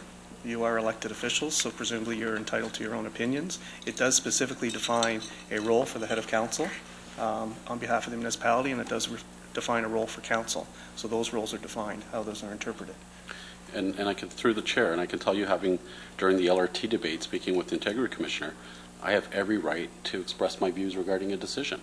But again, I think, Councillor Sparveri, over and over, this idea that you have to muzzle a decision or muzzle councillors or political representatives based on what we feel. Getting to the Tamil event, which you refer to, should we start censorizing quotes? I think that was, it was really unfortunate. A group that reached out to many of the councillors, which I see councillors attend their celebratory, are in contact with the same residents. We turned this into this big wormstone, and what it was a real nice celebration that unfortunately a lot of councillors did not attend. Same ones who created all this ruckus in the first place. So to start censorizing any media, I wouldn't want you to start censorizing. If it starts with the media, the mayor's office, you're going to come to mine and start censorizing my press releases. So, and I think at the end of the day too, there's councillors who, we had meetings here, getting back to that media release. It was very clear to the organization, it was very clear to everyone involved that there was not going to be any signing of an agreement. Staff was present at the pre-meeting before, but yet there continued to be this political opportunism to attack whoever was involved with this event. And to sit here now to say that we've created this and this is all, now you want to apply censorship, I think this really needs a gut checking. This is not what we get into politics for. This is not our view. Like, you're really looking at what democratic values and who we are is what our representatives. And to come and sit here and to say that now you want to censorize what is being released or not, and looking at the corporation to start censoring what we can say or not, I think I take offense to it, and I think all councillors should take offense to it. Frankly, I'm surprised, and I just think this is unfortunate. A trend that seemed to happen last week at the region with correspondence, and where's it going to stop? So am I not allowed to express an opinion before I check it with you? Make sure that it appeals to you? But lastly, with the public being misled, when referring to LRT as an example, well, I think you're completely wrong. And I think it was loud and clear that the public mass out there really supported an LRT. You seem to not. You made a decision, and that's correct. But they have every right, and I have every right to disagree with that decision. In 2018, I'll express it even more. Thank you. Mayor Jeffrey. It's a sad day. It's a sad day at the city. But I welcome the opportunity to apologize for the press release that went out about the Tamil Community's event. The spirit of the press release was to warmly welcome a very special guest, someone who had never visited Canada and chose Brampton to speak at for the very first time. But I admit there was confusion. It was December 20th it went out. I'm pretty sure everybody was busy around December 20th and rushing to finish things before they went off for the holidays. So the buck stops here. I apologize that the press release was definitely confusing, but we did put it out, and I take responsibility for that. The event put on by the Brampton Tamil Association was their event. It wasn't my event. It was never my event. We followed protocol. There was no report from staff, and everybody knew I was away, so there was never any intention to sign the deal. I guess I wanted to, or to sign an agreement that we would explore further. I guess I wanted to comment to Councillor Spovieri, because this is, I think, even before I got sworn in, we had a difference of opinion, and we've worked together since 1991. And I've never seen things so bad as they are now, and I'm really sorry that after 25 years it's come to this. But I really feel this is the place we're going to have the conversation. And I would say that I'd like to make sure I never make a mistake from my office again, and I hope no one else does, but I can't guarantee it. We always do our best to do fact-checking and check with staff to make sure that we do things properly, because this is a very important job, and I feel the responsibility representing 600,000 people. And they expect me to do a good job, a professional job, and that's always my goal. I'm really sorry that you're getting nasty messages and that there's anger directed at you. But that happens. That's the responsibility that you take on when you knock on doors, that you decide that you want to represent your community and you take it warts and all. People love you and people don't love you. But that's the challenge of being a political representative. Frequently, you can never speak for everybody in your ward, and certainly can't for everybody in the city, but you do your best job. If councillors don't look good, that's the decision that they made, and you have to run on your record. I do too. I take exception at you saying that the people in my office aren't doing a good job. They do their very best, and it's not fair for you to attack somebody, and you've done it over the last year as well, as have others. It's really unfair, because if you have a problem, talk to me about it, but don't try to attack members of staff through this public forum when they have no recourse. It's not fair.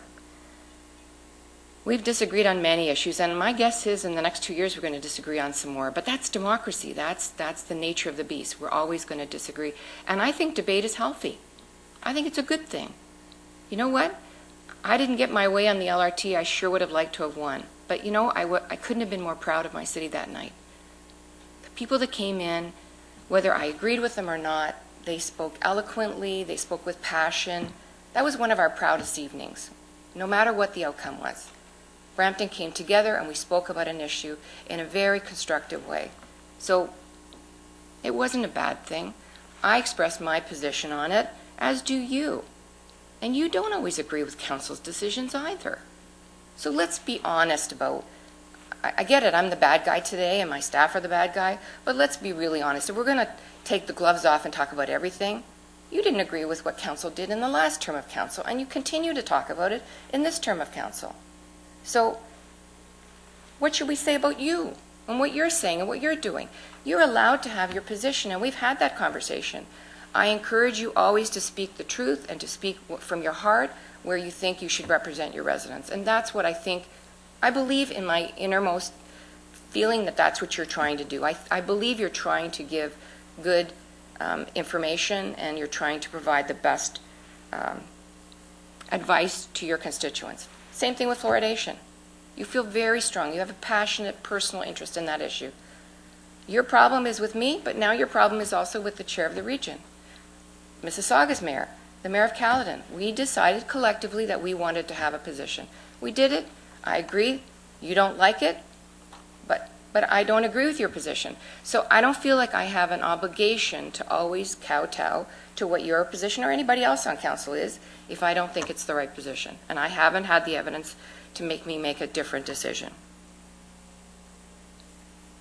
You're portraying our staff as putting out personal positions, and there is a difference between a corporate document and a document that is put out by the mayor, because my job is different from yours. I got elected in 2014 as the mayor of the city of Brampton. 600,000 people, the majority of them, by a very healthy margin, decided I should be the next mayor of Brampton. They wanted a change. They wanted a big change because they elected 7 new people at this council. I think it's important to not censor our councillors. I think debate is healthy, as I said. And I think the argument that what was said to the Talma Committee wasn't factual, I think the first part of the press release was, but obviously there was confusion, and I've apologized for that. I think that if you are trying to control what's happening out of the mayor's office, you have some choices available to you. And I know that we're going to have this exploration, and I agree with you with some of the things you said. It's not healthy. It's not good for our image. And I think if you try to compare us to other municipalities, there's lots of fighting going on in Toronto. Maybe you're not watching the same TV stations I am, but Mayor Tory is arguing with his councillors, and he's pushing them back when he thinks they're on the wrong track of an issue. And certainly he has been very vocal. So I appreciate that maybe you haven't captured those, but I've heard them. It isn't helping our image. It is hurting us. It is hurting our reputation. And I worry that this will continue. I hope that after today, I hope, but I'm always an optimist, that maybe we'll put this issue to rest when the next report comes back. But I would just want to remind everybody, I am the head of council. My role is to act as the chief executive officer of the municipality. Comes with a responsibility to preside over council meetings, to provide leadership, without providing information and recommendations to represent the municipality at official functions, to carry out the duties that I am responsible for. If you don't like the job that I'm doing, everyone here has an option in 2018. Put your name on the ballot. That's the easiest way to fix what's happening in the mayor's office. If you don't like it, I welcome the opportunity to have that public debate. But please stop picking on people that have no ability to have that grown-up debate across a table, through you, Mr. Chair, that does our city proud. This is not our proudest moment. We can absolutely do better. And I sense from the conversation and the people that may be on the board that there's going to be some conversation about what happened with the Tamil community. And what I can say is it's really sad. Great community.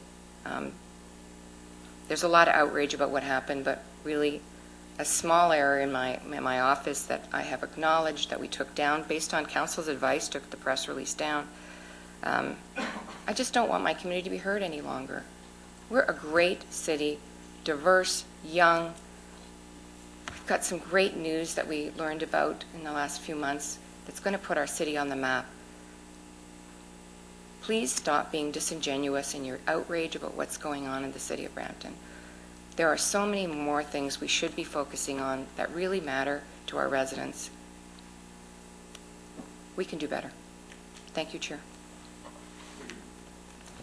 Thank you, Madam Mayor. Councillor Paleshi. Thank you, Mr. Chair. No, I guess I'll start by thanking the mayor for the apology, and I completely understand mistakes happen, and I get that, and hope you weren't too hard on the person that was in your office. Just a few lashes. So I thank you for apologizing publicly. I thank you for taking the media release down. The one issue that I did have that kind of relates to this, it was, and we've talked about it before, just the invitation to the event the night before. And I wish Councilor Medeiros, I wish I could have gone to the event. I wish I wasn't tied up. And when I received a call from a mall the day of to see if I was coming, he was sad to hear that I wasn't coming, and I was sad to. It looked like a great event. I saw some of the video, and I thought everybody did a great job at the event. I guess, but when I received the invitation the day prior to that, and then when I talked to Amal, and Amal states that he requested the mayor's office to invite council about 3 weeks prior to the event, that's when it was unfortunate, and if the mayor, you're shaking your head, if you'd like to clarify, please do so. But it's tough to. No, that's okay, sure, you're the Madam Mayor. I think I know the answer why, because I think that they have the wrong address for the mayor's office. I think the email address is wrong that Amal had. Oh. So people often say, I invited you a long time. I'm like, I have no idea where the email is. So if anything comes in, we send it out. We're here to follow protocol. We make sure that if we get an invitation, we extend it. Even when people don't ask for the city and regional councillor, we ask them, would you like us to follow what? Sometimes they say yes, sometimes they say no. It depends on, I guess, a capacity issue. I think that might have been the reason this time. I can't say for sure, but we don't hold on to invitations. I don't need to go to every event, so like I you knew said, I couldn't go. December 20th, or around that day, that's a busy time of year, and I accepted the fact that if it was busy in your office, it could have been overlooked. When I questioned them all about the email, he just referred that he had a discussion and a dialogue with somebody, and I won't say who the person is, but in your office, whomever handles that. So, and that's why I just was kind of, and I know we've had the discussions prior in the past, and it just keeps to be reoccurring. That's all, but it could be the title. Thank you, Mr. Chair. Councilor Moore. Thank you very much, Mr. Chairman. Madam Mayor, I don't think there's anybody around this table who doesn't understand, appreciate, and respect the office of the mayor and the fact that you were elected by the people of the city of Brampton, and that change represented the sentiments of the community in terms of the head of council. But I think it's also important to keep in perspective when you talk about 7 new members around the table. There were only 2 members of the previous council who ran for re-election who didn't get re-elected. So it wasn't a sweep out of the old and a sweep in of new folks around the table. There were a number of vacant seats, and they were filled around the table. But at the end of the day, and while I respect, and I'm sure I know we all do, the office of the mayor, once you're sitting around this table, you are one vote. You're one vote in a decision that gets made at the end of a debate. And when the decision is made at the end of that debate, we all have a responsibility to uphold that decision, to make sure that decision is successful and properly executed, whether that is the role and function of staff or the role and function at the end of the day of council. And I think that's where we're getting a little bit of, I don't know what you want to call it, I guess people think there's a gray area. There's a difference between expressing your point of view and saying, this was council's decision. I disagreed with it for all these reasons, but at the end of the day, council made a decision. And the success of our city is when that decision of council is properly executed, regardless of whose responsibility that is. I look back on the previous term and the previous council, because it didn't change a lot over 10 years that I was here. But there was a pattern of behavior that began, and if there was some honest debate around this table at that time, we probably would not have ended up where we were. So while you called this a sad day for Brampton, I think it's a good day for Brampton. I think it's a good day when we can put all the cards out on the table and have a conversation about what happened that shouldn't have happened in the way that it did. I think that's a good day. I think it's a good day when somebody apologizes for an action that perhaps should have been executed a little bit differently. There is no question whether you call it confusion or, with all good intents. There is no confusion with the media release that went out from your office. It very clearly spoke to signing a sister city agreement. And what's really interesting is that while most of the media releases, and I had a chance today to go through this morning before council, to go through your web page and look at all of your media releases. And I can't think of one really that went out that wasn't copied to all members of council. But in the case of the one for the sister city signing, it didn't come to members of council. And I didn't hear about it until Councillor Jeff Bowman asked if we were aware of it, and we checked and it hadn't gone out. I don't know whether that was an oversight or what happened, but there was some clumsy baton passes on this issue from, you talk about fact-checking. From a factually correct perspective, the media release that went out was not factually correct. And Councillor Medeiros talks about, the people who started this ruckus in the beginning. Well, I'm happy that you accepted responsibility for that, because it is yourself and Councillor Medeiros as co-signers of that media release that caused the ruckus. It wasn't us responding to it. So you can sit over there with a smirk on your face, I guess, if you want to, but, at the end, well, you're sitting over there smirking like somehow what I'm saying has no... Can we please keep this a little bit civil? Absolutely. And I want to speak briefly about the notice coming out. I've raised the issue before about members of council not getting sufficient notice. Part of that may be you're not getting notice in your office, could be wrong email addresses, but what I do know is that on December the 21st, I was in the atrium of City Hall and had a conversation with Amal.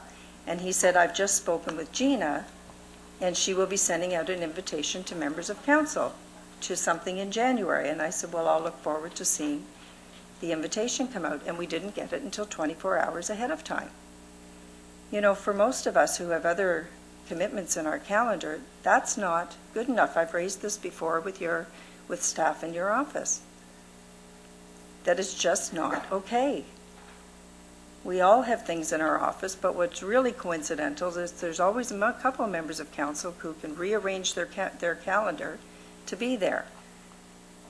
So I just, I think, Councillor Gibson and I put out a response to the correspondence that we've received, and we were clear. You've been copied on that. We were very clear that we felt that it was your responsibility to apologize to the Tamil community. This was never a conversation about the Tamil community. It's unfortunate that they are in the conversation simply by the series of events that has unfolded. But we suggested that that you owed them an apology. You've done that today, and I think that was the right thing to do. Thank you. Councillor Medeiros. Through the chair, again, to be quite direct, and just to remind councillors, when we pass the resolution and we provide staff to go prepare work on, scoping exercise and what we would look at areas, in the actual motion, if I'm correct, and at the time I did speak to a specific date when this individual would be visiting the city of Brampton, and I explained the background of why this would happen. Second, an organization that takes it upon themselves to organize this at the city, reaching out to myself at the time, and coincidentally I was going to be acting mayor that month. They had asked on numerous times for myself to get involved and invite the councillors. Knowing what usually happens, such as what happened with Tamil community, I advised the association to directly invite the councillors, that I would not want to get involved in inviting the councillors. Second, I didn't have capacity. I don't have an assistant to invite the councillors. And then third, I said it looks better coming from the association. It's your event. You could do that. Knowing that they had issues around capacity, I myself reached out to Gina, as you referred to, and asked that she fulfill that since she has. Would you be able to send that? So we asked that as a favor from an organization who did not want to go to councillors directly. So with all this kerfuffle, and I call it, regardless of, what we made it into, it was very clear that no agreement was going to be signed. Yet there was this condemnation of this event and why councillors were invited. But it's not on it shouldn't be my responsibility or any responsibility to invite councillors or not. The association asked for us to do it. There might be a mix-up of how it went.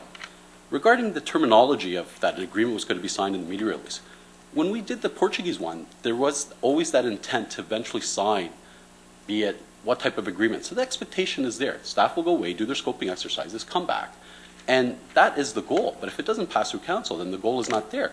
But there's nothing factually incorrect by saying that, we come here and there's an intention to eventually want to sign. That's the aspiration of the community. That's why we put it on the board. But now to this idea, and the mayor's every prerogative to provide the apology. I frankly don't see any reason to apologize.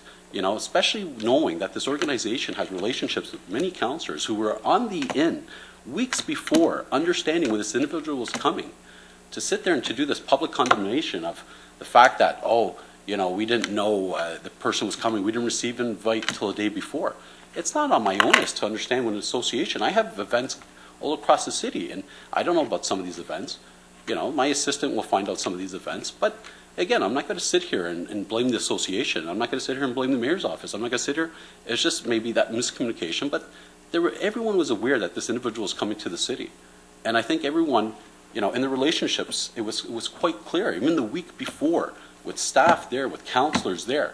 Councillors were approached by this association to put out the media release, and they said no. And we have email. So to make this thing and accuse one over the other, I think that's an issue that, maybe do you want to bring the association in and start grilling them and understand, factually what happened? I think this is not it. There was an oversight. There was a beautiful celebration. We engaged the community. There's aspirations. They sign agreement. If we don't sign an agreement, we don't sign an agreement. But I think to turn this into this big debate over, I think was wrong. And then after the quotes that went out in the newspapers, I thought was, talking about putting our position, I thought the quotes were very unfortunate as well. And if I was part of that community, as I was during the Portuguese event, where I was grilled here at the city, where I was here when I put my motion, and why we're doing this agreement with the Portuguese, and talking about Miami and all these other things, like there was something completely different. I went through that experience, so I would be angered as well.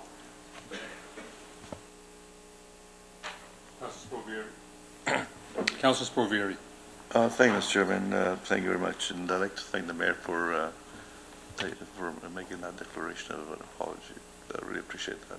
I think it's really great if you could perhaps send a letter to the president of the group and just express what you expressed here. That would be excellent. As far as, I agree totally that we don't always agree on issues. As far as me, I don't want to get into the issue.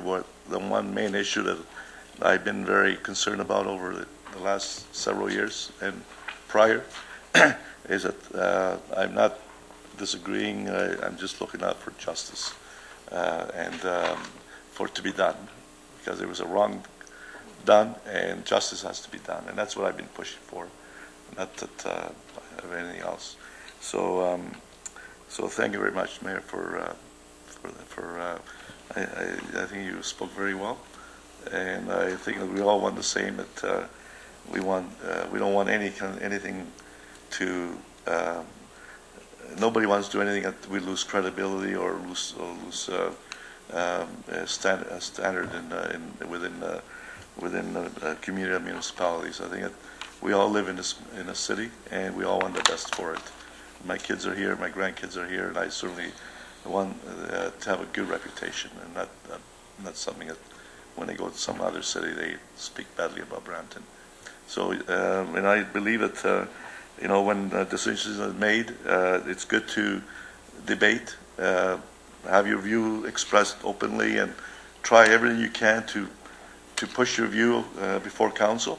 But once the decisions are made, and I think that to really have a good image is try to, as a mayor, is try to be unified with the council decision after the vote. Before the vote, yes, I agree with you 100%. You can scream and kick and punch and scratch and whatever you can to get your point across. But anyway, thank you very much for your position. Thank you, Mr. Chairman. Mayor Jeffrey. So I'm sorry, but I'm back on the board. I just wanted to make some comments. Councillor Moore spoke to the fact that it's important to uphold the decision. It's the responsibility once a decision is made by council. I've done nothing different. So I take issue with the suggestion that I might have. I didn't. So I appreciate that that's your perspective, but that's not what happened. I do take it seriously, and I do uphold the decisions of council, and I do speak about the decisions of council. I think that certainly, I thank you for bringing to my attention that this particular press release wasn't copied. Absolutely wasn't intentional. It was an oversight. We will make sure that that happens all the time, and I think once in 2 years is not a bad record. I think, though, that Councillor Spovieri, I'm not writing any letters to anybody to apologize, and I think that, someone here isn't telling the truth. The Tamil community wrote a letter all on their own bat indicating, that they spoke at Economic Development Committee to ensure council was aware of the visit and that it was going to happen in January. They say they personally reached out to many of you extending an invitation, and yet this past week we understand many of you claimed not knowing that this dignitary was coming, complained about the short notice, and questioned why the reception would even occur. So, someone's not telling the truth. This is what their perception is. I didn't write this letter. They are concerned. They want, and I believe that the Tamil community is invested in building a mutually beneficial relationship. I want it to be successful. And I think that what they say in their closing comments is one that we should really take seriously. They humbly ask all of councillors not to let their personal politics overshadow this highly anticipated pending agreement. I agree with them. I want economic development. I want pride in the city of Brampton. I want jobs. And I think that the Tamil community is proud. They've extended an opportunity for us to explore what possible commercial and economic opportunities are available, and I look forward to working with them. Thank you, Chair. Thank you, Madam Mayor. Councilor Gibson. Thank you, Mr. Chair. I always try to deal with facts, and I want to bring us back to what happened in last December. In last December, the Tamil community, Councillor Marderos brought the Tamil community to us, and that was great. There's no criticism of that. And we all had some good discussion about sister cities and friendship agreements. And this is one of the things that I've been arguing about for many years around the table here, is about sister city agreements that really our taxpayers paid a lot of money for that didn't do anything for the city. Friendship agreements are completely different. I think a lot of people are getting mixed up, particularly in the Tamil community, about what a friendship agreement is and what a sister city agreement is. Sister city agreement could cost the municipality, well, I don't know what the last one cost in Miami Beach, but probably in the millions. Where a friendship agreement is a lot different, doesn't cost a lot, and it's a good agreement. And I got an email from a gentleman in the community before this even all came out, before the press release was out, before anything, basically accusing me that day of being negative about it. Well, the facts show that we unanimously supported Councilor Medeiros in sending it back to staff to write a report on, and I remember the discussion was more about doing a friendship agreement, because we wanted to know what was in it for Brampton in any of these agreements.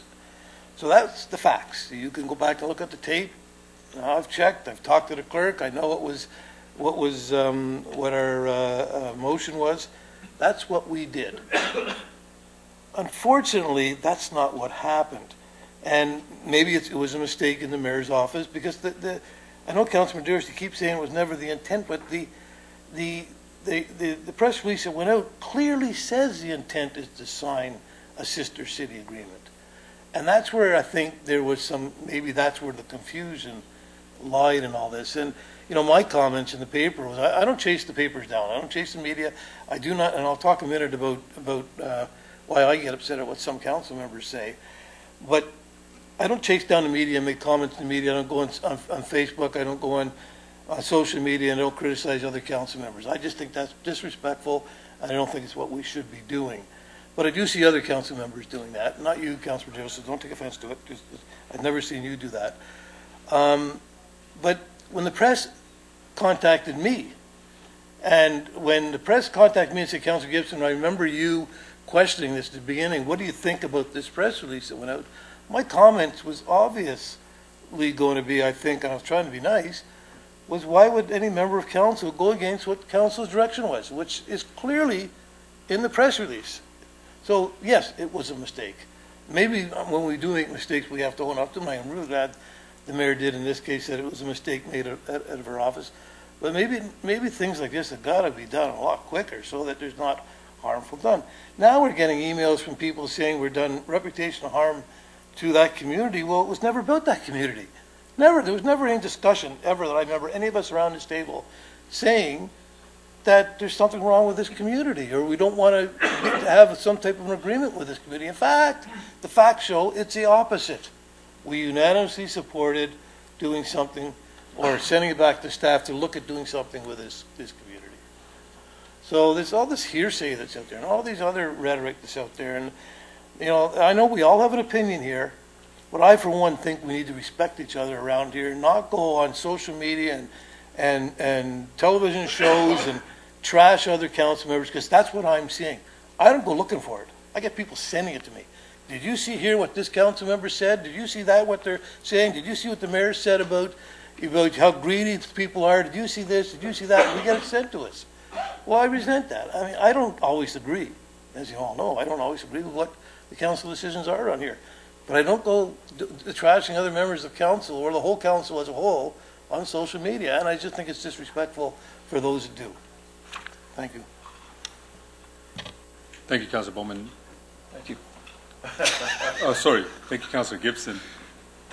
Thank you. You're up next, Councilor Bowman.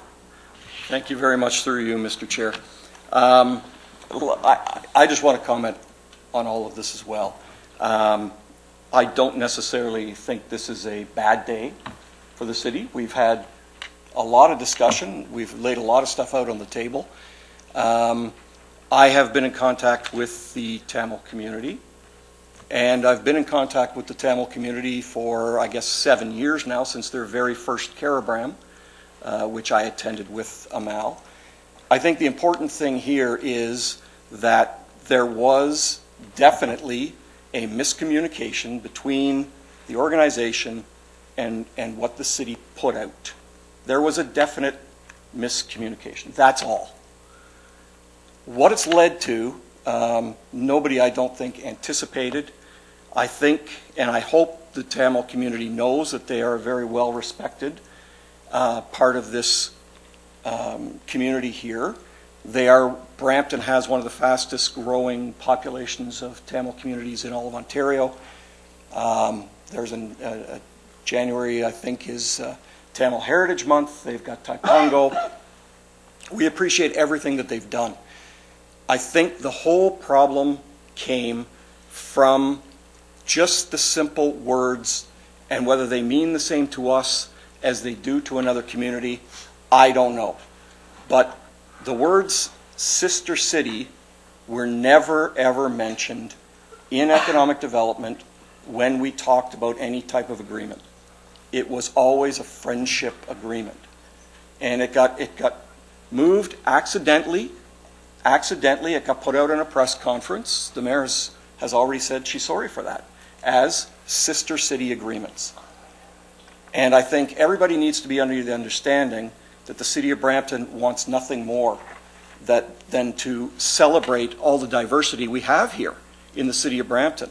There was a number of councillors here congratulating the chief when he was here. We were in the pictures, we were in the videos, we showed up to show our support, and we show up to show our support for a lot of other events everywhere across this city, no matter who it is. So I think this came from a misunderstanding, whether it's Sister City, whether it's Friendship City, whether it's a straight economic agreement that we have businesses here in Brampton that can do businesses with the Tamil community in Vivunia. That's an economic agreement and economic development. We should be promoting that every day, no matter what. We don't need a special agreement to promote our business here in the city. So I hope that the Tamil community can accept that it was not about the community. It was not about the event. It was a special event. It meant a lot to the people who were here to have the minister come here for the first time. And I think that's of critical importance, not only to them, but to every other community that we have here in Brampton. And I think we should embrace when dignitaries came from Portugal. I think that should be embraced.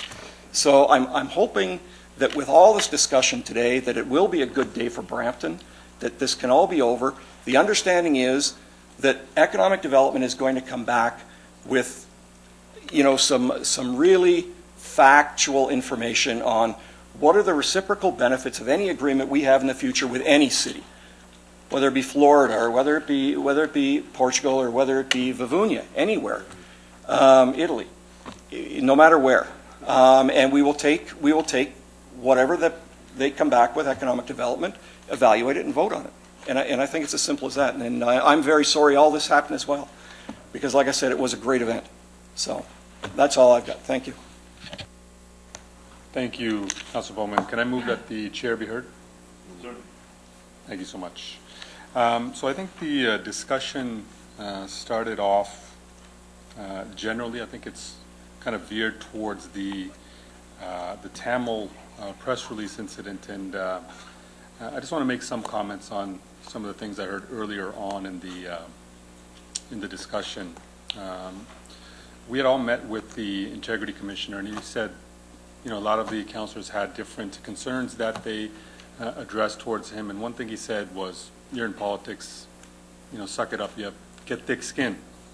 And I disagree with the mayor on a lot of points. I agree with her on some points, but I'm speaking to the original point that the councillor made on, censoring.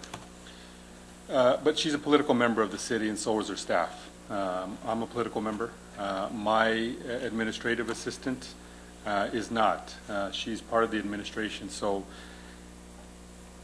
I think when you get into muzzling councillors and censoring what they say, is you get into you're going down the road of becoming a corporate robot, and that's not what the people elected us for. Are we going to move into quotes to newspapers next? Are we going to move into social media next on where a certain councillor can say something or not say something?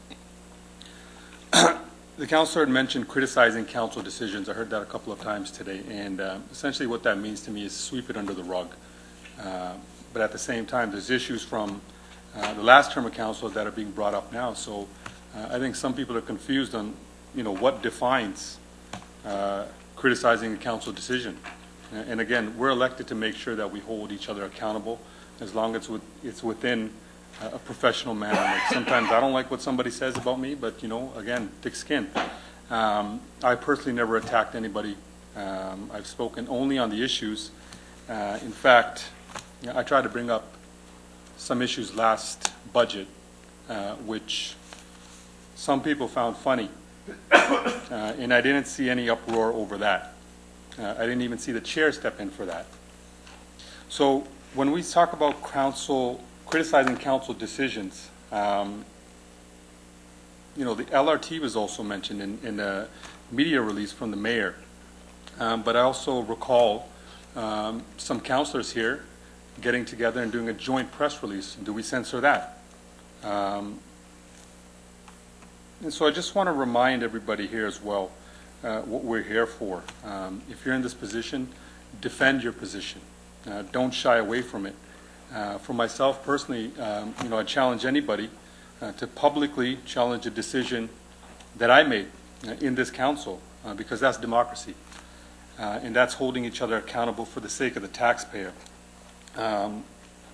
Also heard dealing with the facts, and if you're a counselor here and you want to have a discussion, or if you want to let your opinion be known, deal with the facts. And I think when we deal with the facts, we also have to accept that somebody brings up, something that contradicts what we voted for with facts as well. So these are just some of the comments I wanted to make clear. Again, the conversation veered towards the Tamil chief minister who came here. I was at the event. I had a chance to meet the chief minister. During his remarks, he did not once mention Sister City other than the potential for it. Those are my comments. I just wanted to make clear that we should caution ourselves going forward when speaking against limiting what councillors can or cannot say. I think there obviously are some limits, but we also have a responsibility to speak for the taxpayer. So we do have one more speaker, Councillor Gibson. Just wanted to tell you you're wrong, Mr. Chair. The chair did jump in and stop that from happening. Go back and look at the tapes and you'll see. I have the tape, and you told me to carry on. No, you did not mention once. I stopped both of you, and then I gave you back the floor. I have the video. I did too, and I've looked at it. Well, I have the video, and we're not going to get into it, but I'm going to clear up what Councillor Gibson had said. I had brought up some issues. You had told me, since we're on the discussion now, we're going to. It's not before us, but I'm just going to finish off by saying. I'm not sure who has the floor now. The chair is taking it back. But Councillor Dillon, you'll see that in the tapes when that happened and you took offense to it and you were both going back and forth, you'll see that I stopped both of you. I'm just going to clarify. Can I finish? You can finish. And then I took control of the meeting and then let it go on and gave you back the floor. I did step in on that one. Well, I'm going to clarify. You may not we'll like end the discussion at this. We'll end the discussion at this. That there was two incidences. One where you said, you know what, I've warned you before. And the question is, where did you warn me? Second incident was when a councillor was laughing. You said, Councillor Dillon, carry on. If you want to look at the tape, you can look at the tape, and we'll end the discussion there. On a point of order, Mr. Clerk, this is not on the agenda. It's not on the agenda, but I'm addressing something that the councillor did direct towards me, and so I clarified that. Now, if there's no other comments on the discussion, you don't have a motion, do you? No, it's already in the works. Okay, so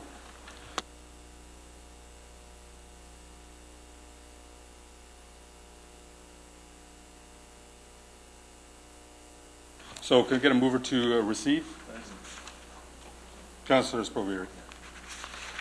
So the next item of discussion is 7.3.4, the mayor's media. 7.3.5, the mayor's office press secretary, his function. Councillor Sprovieri, I believe you. Yeah, thank you, Mr. Chairman. Again, committee, I only raise these matters to bring transparency and clarification, and so we don't get, so things are done in the open, and we don't get ourselves into a lot of criticism. The reason I raised this matter, Mr. Chairman, is 2 weeks ago when there was a press release about the mayor hiring a press secretary, I received a call from a very from a community member that's very well known and respected, and asked me, why does a mayor need a press secretary? Because, as far as I know, only the President of the United States has a press secretary. I just, I really can't answer. And I let it go. Now, the reason I wasn't going to bring it up because of that phone call, but if you look at this morning I read in the paper, there was an article in Punjabi Hammered Weekly. And I read that this morning before I usually always read my stuff in the morning before I come here. And it says, Brampton Mayor Linda Jeffrey has retained the service of a local political strategist to improve her image to ensure re-election in 2018. I said, my God, I said, people who read this stuff and know that, it doesn't look good. It don't look good that this kind of information goes out to the public, because people are already putting things in their minds, and when somebody writes about it, it almost makes it real. When people believe what they read. A lot of people believe what they read, and unfortunately, but that's what happens.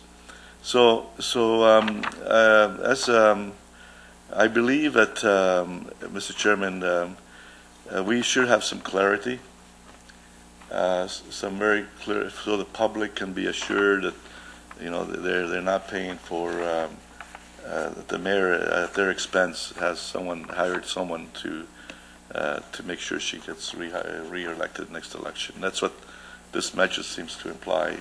So in order to to really make transparent, I believe that when the report comes back, Mr. Clerk, that there should be some clarity on what the role of a press secretary is, and even the function in the mayor's office. I think that should be also reported back to us. So whether you need a new motion to that effect, or whether it can be covered in the existing motion, you let us know, because I would like this to be really clear on what the purpose of a press secretary is in the mayor's office.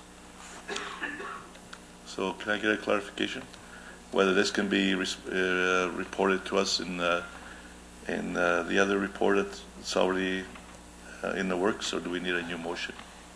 Through you, Mr. Chair, the existing motion speaks to communication support, but I'm just trying to understand what you're getting at, because it may be a separate motion. I wish to be clear, though, that all employees of the corporation all know this, and all are advised through the clerk's office that as we get closer to an election period, their duties and responsibilities are to the corporation. They're not to candidates during the election. And I believe probably what you're referring to, without reading the article, may be an interpretation that the media is putting on a position, as they may put on a number of positions. But that is not the role of staff hired by the corporation to serve the corporation. Well, and I understand that, Mr. Clerk. Although the mayor's staff is political, and I don't know whether there is a different set of rules for political staff and corporation staff, or whether it's the same rule and how those rules are enforced. I think that's important to understand, for the public to understand that, because certainly this article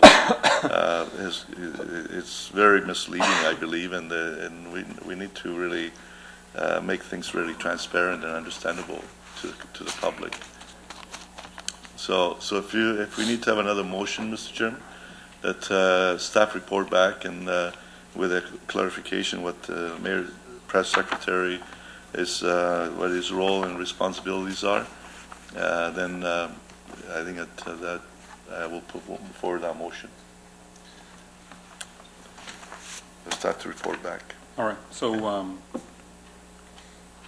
Peter, you're taking that into account, right? We have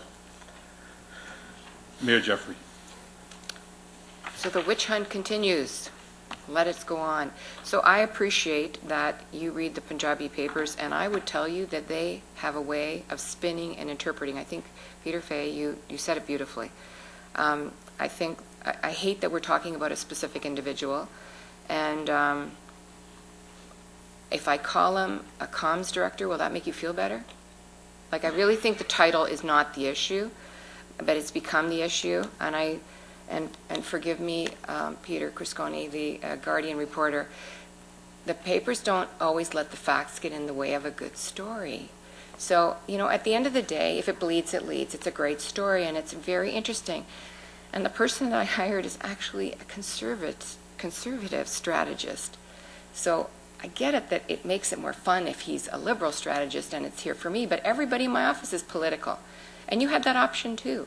And I think that everybody wants people in their office that helps them get reelected, that provides great customer service, that follows up for their residents and is there beyond. We all want better customer service 24/7. And I think that's something we as a city want. But I think the public knows exactly what's going on in my office. We've gone through the budget. It's all public information. We've followed all of the HR rules and procedures, not doing anything under the covers, under the cloak of darkness. I think that there's it's far more interesting to tell this story and make a bigger thing about it. We're the 9th largest city in Canada. And during this meeting, I have had to approve 2 or 3 quotes for groups that want to work with us and things that are going on every single day. You hired people with a job description that help you with communications. We all need that assistance. And as mayor, it is my challenge to do that. And we work with other members of council that ask for our help. So I appreciate that you feel there's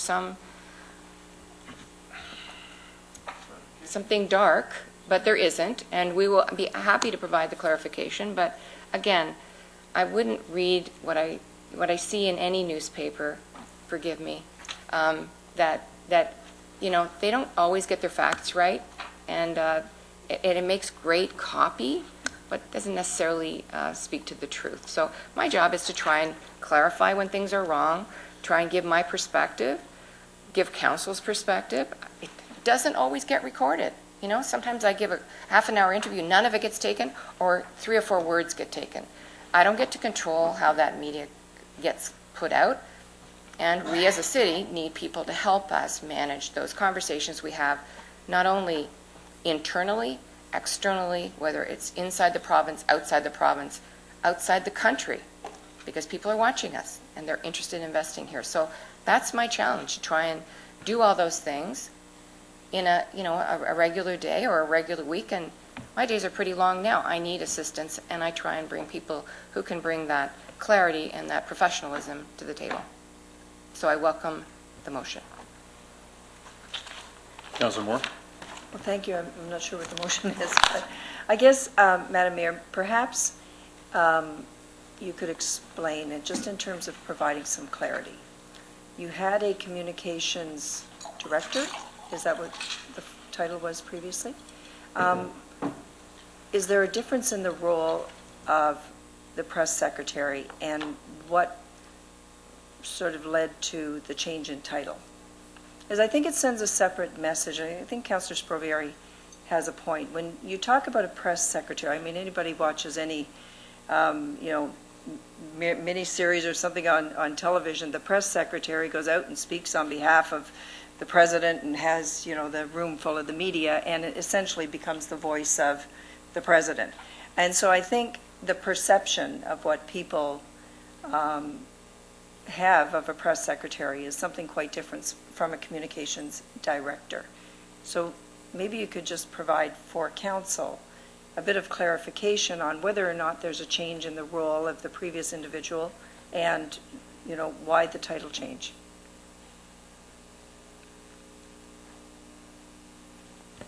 Yep, Mayor Jeffrey. Sorry. It's just a title change. The role really hasn't changed. It's a different individual in the job. Nothing really has changed. There's no substantive difference to the role. I want to do it better.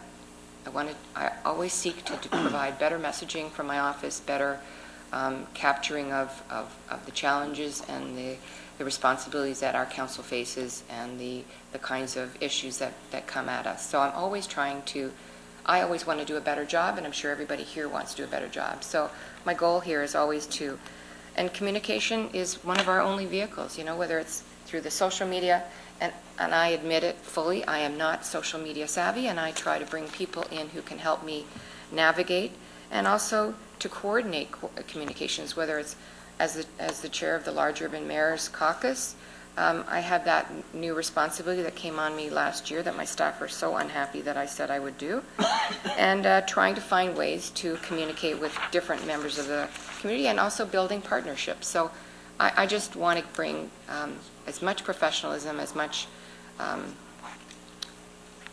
good work as possibly can come. It's just a title change. No, nothing has changed in the job. Are you off the board? I'm not sure. I might. Because we're having a debate. I'll see if there's a question. Councilor Moore. Okay, if I can, if there was no substantive change in the role and function of the position, because I think what's raised the eyebrows in the community and sort of led to what does this mean is the title change. And, the departure of communications director, the replacement of a press secretary does lead people to draw conclusions when there isn't an explanation in either the media release or to members of council and the public on what is there, because I think people see it as a change. I accept that you say there's no substantive change in the role and function, but that's not what people in the community believe or interpret when there's one position eliminated or changed to another title. I put that out there as, and to your point of how important it is to communicate effectively. If people will draw their own, they're going to draw their own conclusions anyways. But if you have an opportunity to address what might be raised as concerns through your media release, I think it's a wise practice to do. You done? Yeah, I guess so. All right. So Mayor Jeffrey, this is your second time speaking on this matter. I can't help myself. So I appreciate the interest in my office. It's not helpful when the person starts while I'm away and within 5 hours of coming to my office has already received criticism. But what I can tell you is that I'm proud of the people that work for me. They do a good job. They help me be a better mayor. And I think that it's always our goal to provide the best quality communications. And what I can tell you is that the only things I've heard are positive about my new hire. So I haven't heard anybody have any questions, and I would respectfully ask if you have somebody who has a question, have them talk to me. I'm happy to talk about it. Thank you, Chair. Thank you so much. So as there's no other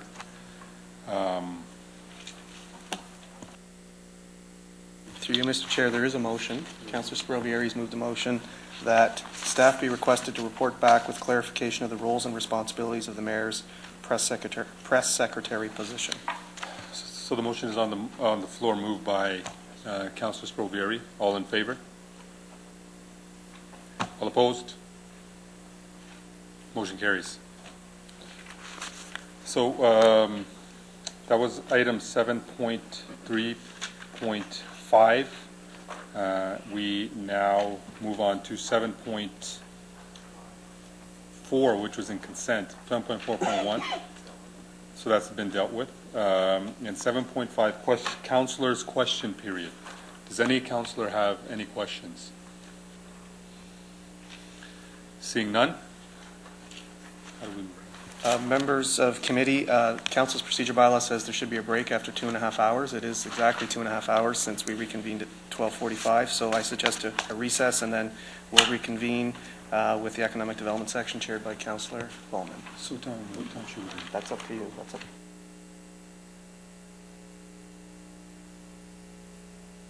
So we'll aim for 3:30 to be back. 3:25. We'll be back by 3:30. 10 to 15 minutes.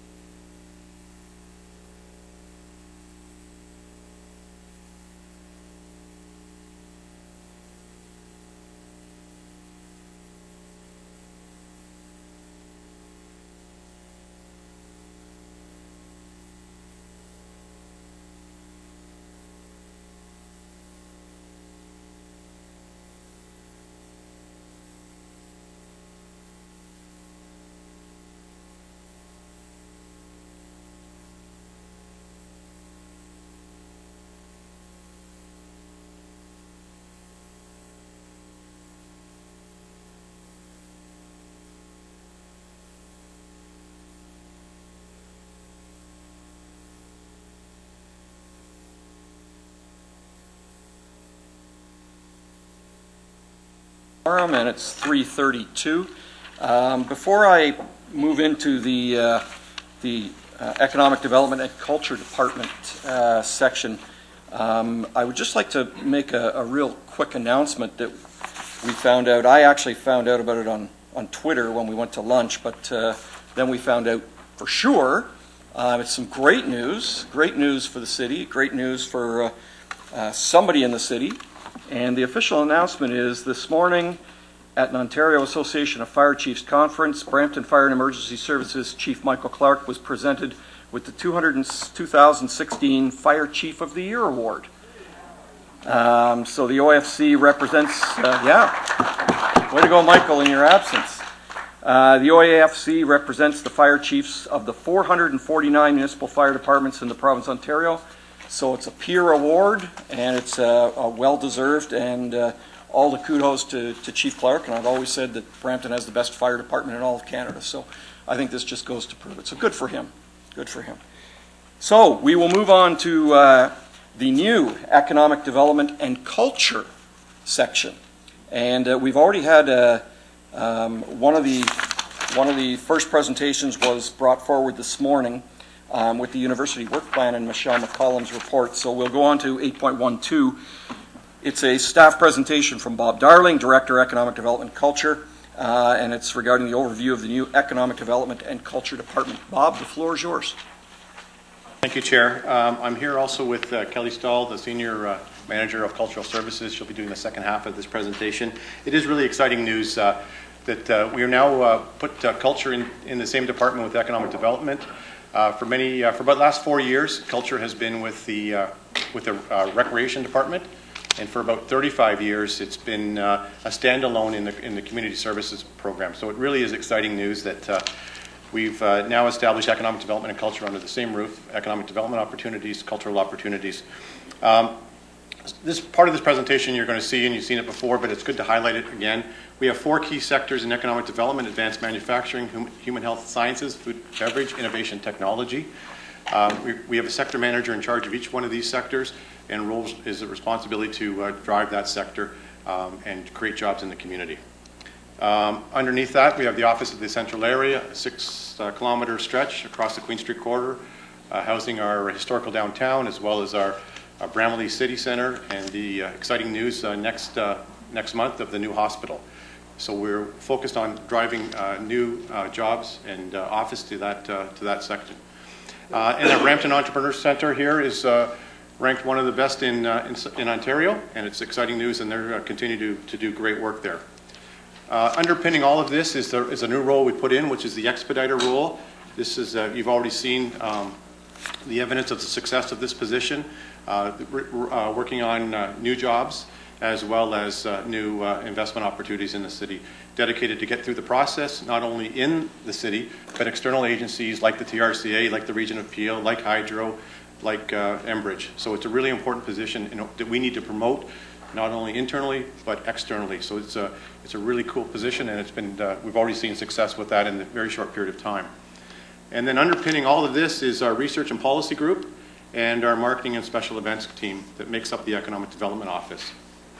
And going over to the next step, and as I said, we've brought these 2 divisions together. These are 3 new divisions within this group. There's a new theaters group. We have the same festival and special events group providing great service, our cultural group, and our tourism group. And so this is just sort of underpinning all of this, what they do. So under theaters, you'll see Rose Theatre, Lester B. Pearson, Cyril Clark, our Arts Adventure, our Garden Square, and sponsorship. In our festivals and special events, you see we're a full-service unit that produces signature corporate events, assist external event organizers and permits, and the community grant program that I talked about this morning that we're bringing forward in February. One of the things we are looking in this particular event is looking at all our events and how we can even, I would say, up the game on all of them. It's really our goal of ours to look at everything from our farmers market to Celebrampton Brampton to New Year's Eve to Canada Day. And this is an exciting new division, which is really important to us as culture. It's to lead and implement cultural plans, art panel, cultural master plan, which is important to driving culture in your city, and support development of creative workers and industries, public art, and film services. And finally, the tourism department, again, before we had part tourism in economic development and we had part tourism in recreation. This is one office that will drive Showcase Brampton as a tourist destination beyond our borders.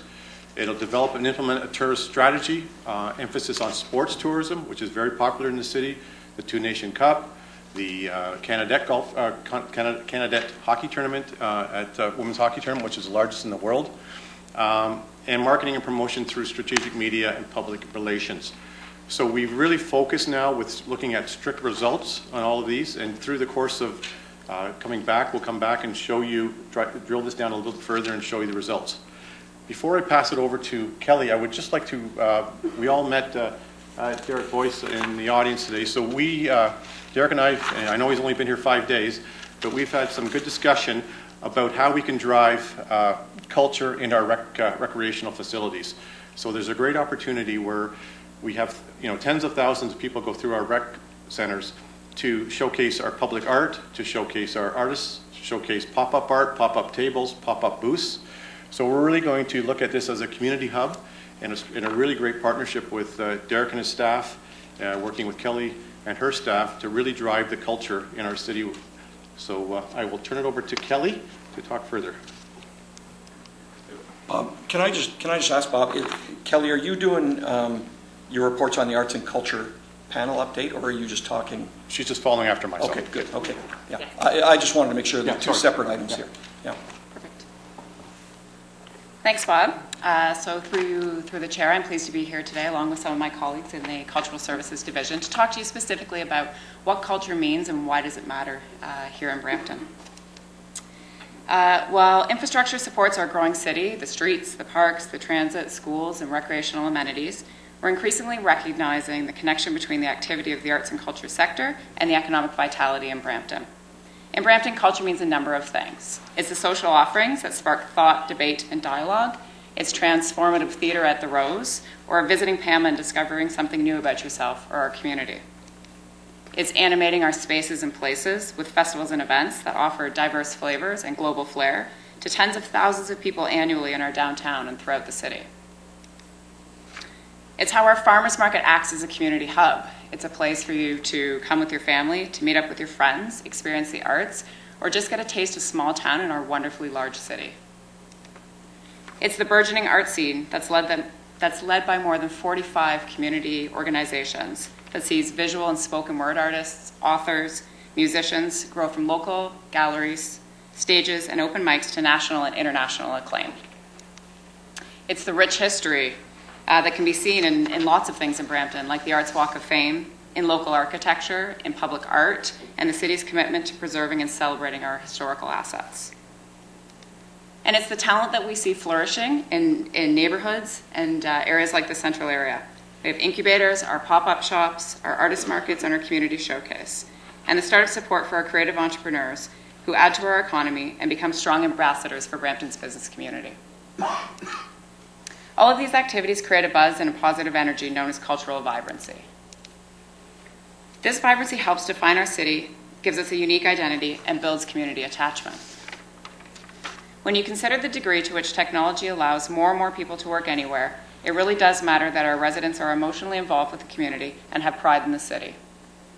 In a youthful city such as ours, culture's potential for influence in providing a means for expression of new ideas and creativity by the next generation should not be underestimated. Keeping our talented young people in the community, those graduates from Algoma, Sheridan College, and our future university, is an important element to both our economic prosperity and the creative richness of our city. Developing concentrations of creative industries and entrepreneurs provides a competitive edge by elevating a community's quality of life, improving our ability to attract business and economic activity, and creates a climate for innovation to flourish. An important element for both the recruitment and retention of a skilled and educated workforce. The presence of arts and culture in specific neighborhoods or community locations can increase attention and foot traffic. It brings visitors and attracts more development to the area. Residents and visitors can enjoy social offerings and are more likely to spend money on local activities and businesses that directly benefit their local economy. Furthermore, both formal and informal training, such as workshops, experiential learning opportunities, and co-op programs in the arts, support the development of skills highly valued in the global economy. The Cultural Services section here, within the Economic and Development and Culture section, brings staff together representing theaters, festivals and special events, culture, and tourism. We're building a passionate and enthusiastic team that's committed to working with residents, community partners, stakeholders, businesses, and visitors to leverage the power of arts, culture, and creativity while driving a broader agenda for change, growth, and transformation. We're working to evaluate our programs and services, we're building on our strengths, and we're looking for results. We look forward to providing section updates to committee throughout the year. Thank you. Thank you very much, Kelly. We do have a couple of people on the board. Councillor Willens. Thank you, and through you, Mr. Chair, more of a comment directed to Bob and his staff. It's a great transition. I see it out in the community as well, and I see it in the walls of City Hall here. It's been a very nice change, and keep up the good work.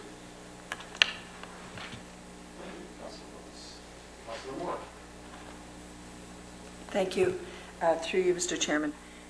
This is a tremendous amount of work since the time of the transformational change. As I recall, you got culture just before Christmas or thereabouts. Some of this, for those of you who've been around, really know this is, and no pun intended, music to my ears. We've had so many different doors of entry for people on the outside to do business in the city. And what this is doing is creating one door. And to sort of borrow what I think the United Way says, or one of the agencies, there's no wrong door in this case. If you're looking at the cultural services, there isn't a wrong door, because all of these work hand in hand. I think what it's something that I've been harping on for some time. I think some of you probably remember a motion to sort of move everything into one spot. May have been awkward and perhaps a little bit before its time, but this really does capture what I believe needed to happen before, but it's good that it's happening now. Under the theaters, I just want to say that if we want to maximize our use of the Rose Theatre, this really highlights the need to invest in Lester B. Pearson. And, we had a little bit of a conversation around the condition of that building, but we really need to bring it up to a standard where the groups don't feel like they're being offered a consolation prize when we decide that that's a more appropriate place for whatever performance or event that they are hosting. So, and the other is, I really like the idea of promoting and taking advantage of opportunities to promote cultural services at our recreation facilities. You might have one kid in hockey, but another one in dance. And while it kind of falls under, dance still falls under recreation, the recital part of it and whatnot is in our cultural facilities. We talked about this during even the Beast debate. It's not just promoting it within our own recreation facilities, but we have an opportunity to promote our cultural events through the Beast as they travel to the cities that they're competing in. And so I think we need to look at who's leaving our city, representing our city, that we can use them as an opportunity to promote what's going on. And so the next time some of those folks come up to our city for a game, or they can, they'll be looking on the website to see what kinds of things they can do, or they'll plan events, they'll plan their stay here around those. So I just want to really compliment the division. I think you've come a whole heck of a long way in a really short period of time. And just a word, I hope you're nimble enough that if, you find that something just doesn't quite fit, that you can, move it around nicely. I'm going to use the example of animal services. It kind of never lands anywhere. I think during my time here, it's been in 3 different areas for works and it's been in bylaw, it's been all over the place, and I know it has a good steward in the name of Joe Patushka, but, these ones logically fit together, and it also really reinforces the breaking down of the silos. This is a and the chart really is, even though it's in silo, format for presentation purposes, it isn't in terms of how those groups need to communicate to each other to get the job done. So, good job. Thank you.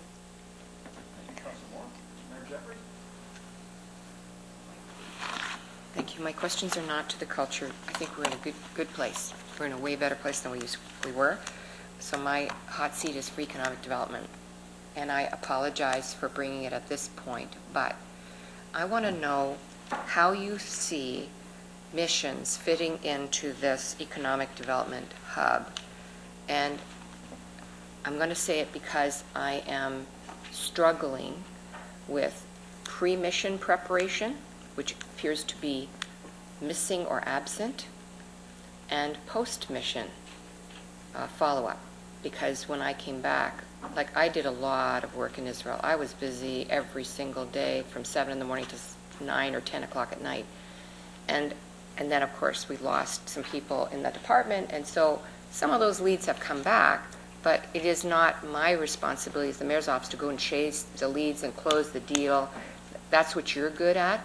I open the door, I get people to be friendly, I get a lead, but the challenge is, and here's the other piece of it, any counselor that goes out and does any kind of business, and we're going to have this conversation about what we give to someone as a takeaway, we're not there yet. The stuff we have, it's embarrassing to give out. It's really not cutting edge. If we want to be a city seen as being innovative and creative and cutting edge, we are not presenting that image, and I'm 2 weeks away, or I don't know, 10 or 12 sleeps from heading out and trying to sell Brampton, and I feel like I have no tools in my toolbox to do it, and I worry about my council having the same kind of tools. We all need the same good quality, and I guess I know you're in the midst of reorganizing and changing and updating and looking at the roles that economic development does, but we really need to hit the ground running before the trip and after the trip, because otherwise all those dollars are for naught if somebody doesn't close the deal after I get back, or after Cassandra and I get back. And thank you. So just to follow up to the chair, I absolutely agree with you, and that's the decision why we made these sector leads. And Cassandra is becoming she is going to be looking after the innovation and technology sector, but she is looking after the human health science for us right now. And you're absolutely right. In the past, I think when they came back home, it was sort of never really been able to follow up with. So we absolutely agree, and that's the decision why we went to this 4 sectors. We're also working very closely with with Toronto Global.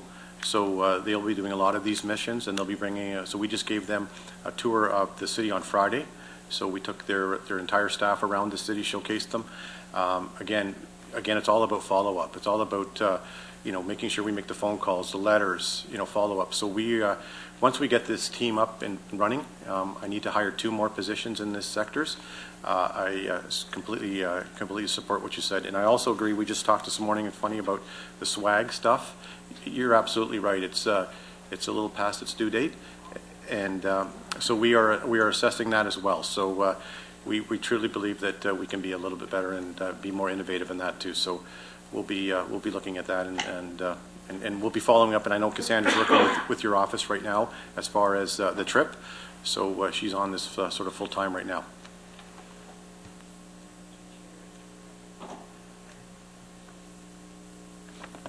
Thank you. I just wanted to say thank you. I just know that the clock is ticking, and the materials that we took on the last trip were terrible.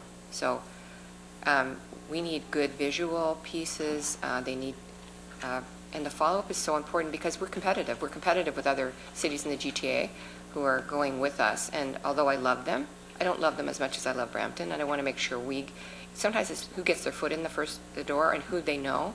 I mean, we've got some businesses come out of Israel now, and it's just because I knew the person, because they used to work at the province. They left, they went to another industry, and we saw each other, and I'm like, what are you doing now? And that was kind of the conversation. it's really important to do the the preparation, so we hit the ground running, and I know that it's just that the clock is ticking, and I can't wait till you hire, and we need to have those early conversations to make sure that it works. And I really want to make sure council's part of that swag conversation, because it's not just the mayor's office. We all have those conversations with other industry leaders, and we want to make sure that we're consistent and what we bring is quality. So, thank you. Thank you, Madam Mayor. Seeing no other questions, may I have a motion to receive the report? Councillor Dillon, thank you. All in favor? That passes. Thank you very much. Appreciate that. We've already brought forward 8.2.1 this morning, the report on the jazz. We'll move on to 8.2.2. It's a report. The report is here to be received on the post-mission information from the Health and Sciences Mission. Is there any questions? Seeing none, may I have a motion to receive the report? Councillor Willens, thank you very much. All in favor? That carries. Thank you. Moving on to 8.2.3, Kelly, that's what I was asking about earlier, sorry. It's a report from Kelly Stahl on Arts and Culture Panel Update. Do any members have any questions? Seeing none.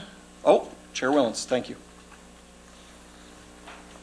Just quickly, more of a comment. I attended the last Arts and Culture, or the committee meeting last week. It was very informative, and I personally like the direction that the panel is going, so good work, Victoria.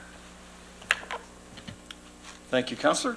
Seeing no other questions, Councillor, would you like to move the report? Thank you. All in favor? That carries. Thank you.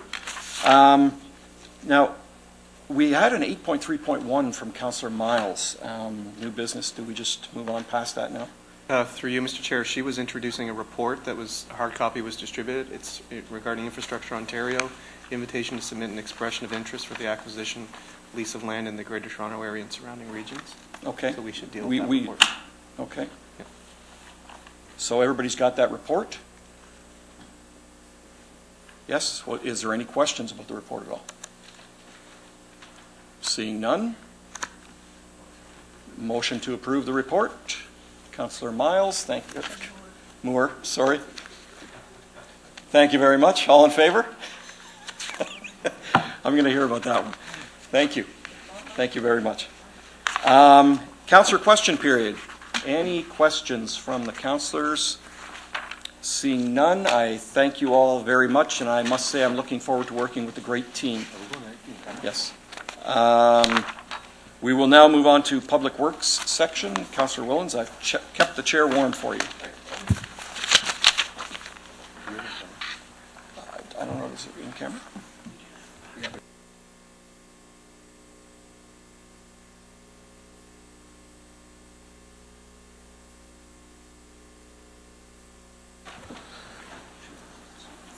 Thank you, Councillor Bowman. We now are at the section of with Public Works section, and there are no staff presentations. But before we start, I think Joe is going to put up on our screens just a quick breakdown of what the Public Works section entitles, and just quickly go through it.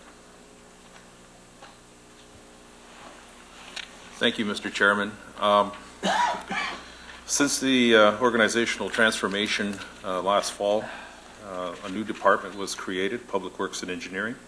The Public Works and Engineering Department basically has 5 divisions, and the divisions are noted on the slide: Capital Works, Parks Maintenance and Forestry, Environment Development Engineering, Road Maintenance and Operations, and Special Transportation Projects. For the most part, the titles of the divisions kind of explain what they look after. I'm not going to read them all out, but if you look really, really closely, you'll find that Animal Services isn't one of them. Animal Services has been transferred to Community Services.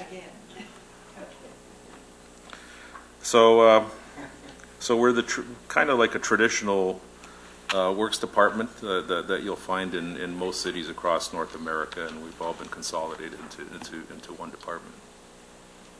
And that's all I really have to say, Mr. Chairman, at this point. Very good. Well, the only other thing, I should say one other thing, though. Even though it's broken down like this, one of the things that the chart doesn't show is that not only do we have an organizational transformation, but we're also having a cultural transformation where we're working more and more with each other, with breaking down silos and so on. I mean, you've seen economic development, arts and culture. When they put something on in the square, Rose Theater, our traffic department's involved, and we work together to maybe close the road or to change the signal timings and things like that. So you're seeing more and more of that kind of thing, more and more involvement with the recreation people and so on. So this is our department, but we actually work as a team across the corporation. Very good. And we do have a councillor on the board. Councillor Moore. Thank you. Just briefly, through you, Mr. Chairman. Joe, can you send this out to us electronically? This is the kind of thing that's good stuck up on our, our bulletin board in our offices. I have seen it before. It was something similar to this, but I think this would also be helpful for our staff. Through you, Mr. Chair, I'd be happy to do that. Great. Yeah. Thank you. No other questions for Joe? Then we'll go right into the reports. We do have a 9.2.1 report from Mr. Monahan, Traffic Operations Coordinator, Public Works and Engineering, regarding one-way Lynch Street, Ward 3. Does anybody have any questions for Joe or comments on the report? Seeing none, we'll move right over into 9. Oh, sorry, can we get a motion to accept that report? Councillor Bowman, all in favor? All in favor? Thank you, it's carried. People are a little reluctant to put their hands up today. So we move over to 9.2.2, report from Jay Preet, Streetlight Coordinator, Public Works and Engineering, dated November 7th, Purchasing Bylaw 310-2015, Section 4.6, contract extension that exceeds $1 million, contract number 2012-024, to provide electrical and overhead lighting demand maintenance services at various City of Brampton facilities for a 3-year period. All wards. That's to be received. All those in favor? Thank you. And we have the report from Gary Linton, Manager of Central Operations, Public Works and Engineering, dated November 17th, 2016, re-investigating the possible enactment of a bylaw governing the planting of trees on private properties citywide. And that is, any questions on that? Or can we receive that? Can a motion to receive it? Oh, you have a question? Just for clarification, is this private property on residential or any other private property, like farm use, or if someone has 2 or 3 acres and wants to plant trees? Through you, Mr. Chairman, this is on any property, any privately held property. And the question was, should we pass a bylaw that we actually restrict planting of trees on private property? And the conclusion is that no municipality has such a bylaw. It's very difficult to enforce. It would mean that anytime anybody goes to any nursery at any time to buy a plant or a shrub, they would have to be inspected by the city to make sure that it's planted in the right spot on the property and so on. So the logistics of actually enforcing such a bylaw is really not practical and probably not doable.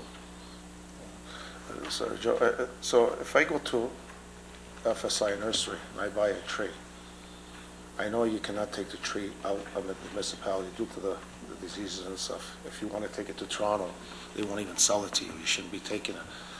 But if I have 20 acres and I want to plant trees, and I know, like, I think the provincial gives you also funding for the trees, we're not allowed to plant, if I want to plant all trees.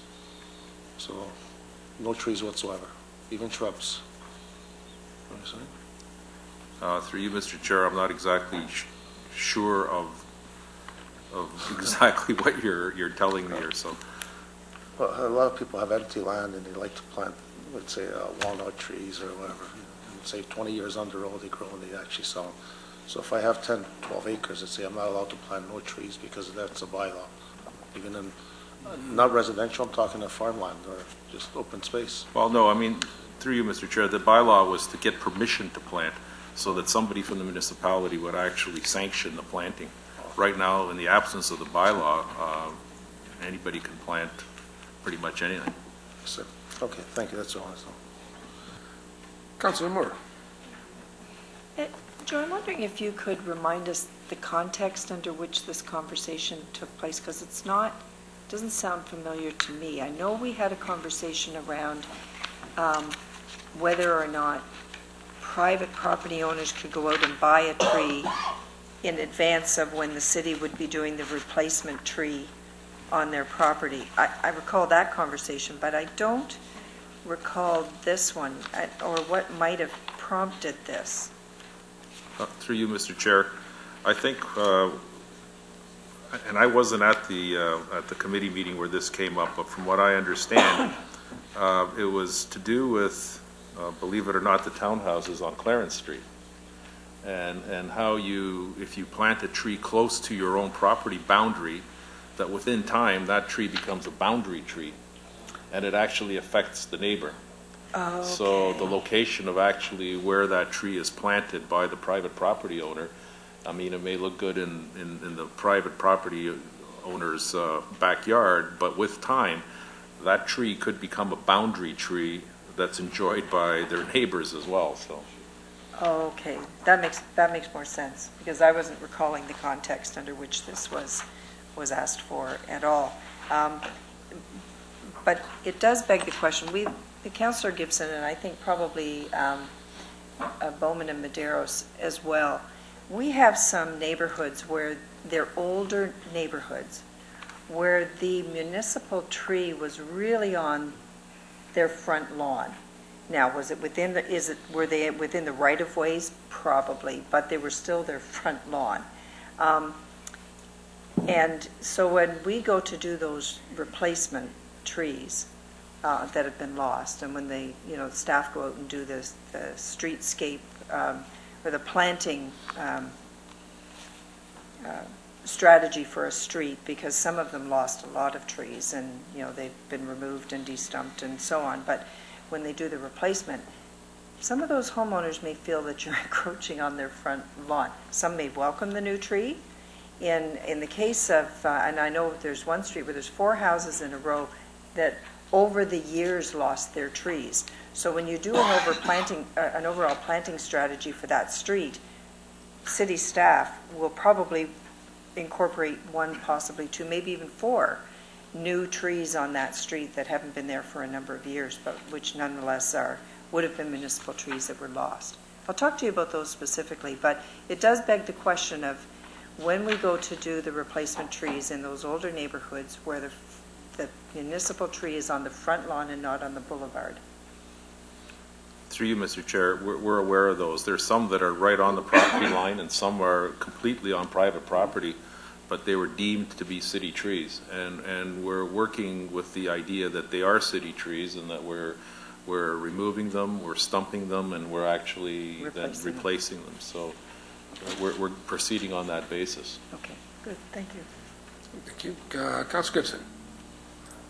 Speaking of trees, on the same sort of line, can we, maybe in a future meeting, get an update on where we are in the replacement of the lost trees from the ice storm and the emerald ash, just so that we know where we are on that? Through you, Mr. Chair, I've already asked that, I've given that direction to staff. That report is in the making now. We had to catch up on, we're still catching up basically from 2015.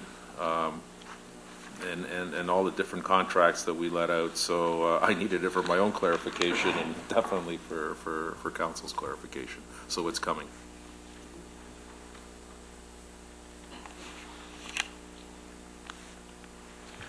Thank you. Could I get a motion to receive the report, please? Thank you, Councillor Moore. All those in favor? Thank you. There's no new business, no correspondence. Referred matters list. Does anybody have anything? Councillor, oh, sorry. Councillor question period first. Sorry. Any questions? No? Good. Refer matters list. Councillor Bowman. Thank you very much, Mr. Chair. These are both for Craig Booth, so we may have to just send them back and ask him. Craig's not here. It's from the matters list, and I just want to. There's two of them here. The use of facilities, review the establishment of a business rate rental and booking fee, and the new date that Craig has here is November 2017, and we originally asked for this exactly the 21st of January 2015. So it's going to be 2 full years before we get a report back on justifying these costs. Can we get that any sooner? Any sooner? Okay, thank you. And the same holds true with the neighborhood organizations that participate in community cleanups are not required to pay for a permit insurance, and that where possible, amenities like barbecues be provided, and that a further disclaimer be signed where and when required. Again, this was asked for in September of 2015, and the report's due to come back in November of 2017, but I think April and May are our Brampton cleanup months here, so I think having an answer prior to those cleanup months when all these things happen would be much more beneficial to us if he's able to do that. Okay. Thank you. Thank you, Councillor Bowman. We're on to item 11, Regional Council business. You have the briefing report. Is there any questions? No questions? Could I get someone to receive it, I guess? Councillor Dillon, all in favor? Thank you very much. Public question periods. I don't think we have anybody here from the public. So we'll move into closed session. And Peter, I didn't get it written down under the closed session, but could you let us know, please? The item, closed session items 13.1, personnel matters about an identifiable individual, including municipal or local board employees, and labor relations or employee negotiations, and litigation or potential litigation, including matters before administrative tribunals affecting the municipality or local board related to identifiable individuals. Okay, and I remind councillors that we move in back here to adjourn the meeting. Thank you. We'll go right into closed session.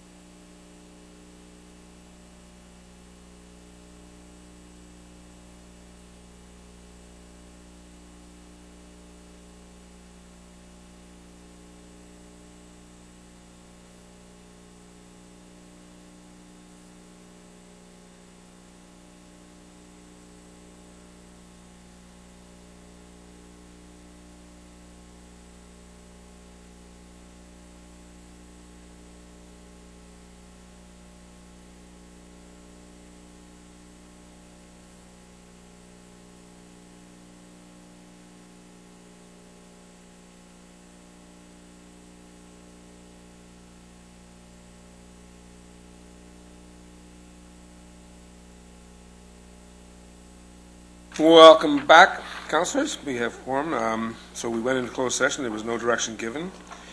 So we now have a motion to adjourn the meeting. Councillor Maderos, okay. All in favor? Thank you. The next regular meeting will be Wednesday, February 1st. Twice, and I think we changed the order of. Does it just flip? Or does it just drop down? Okay. All right. Thank you.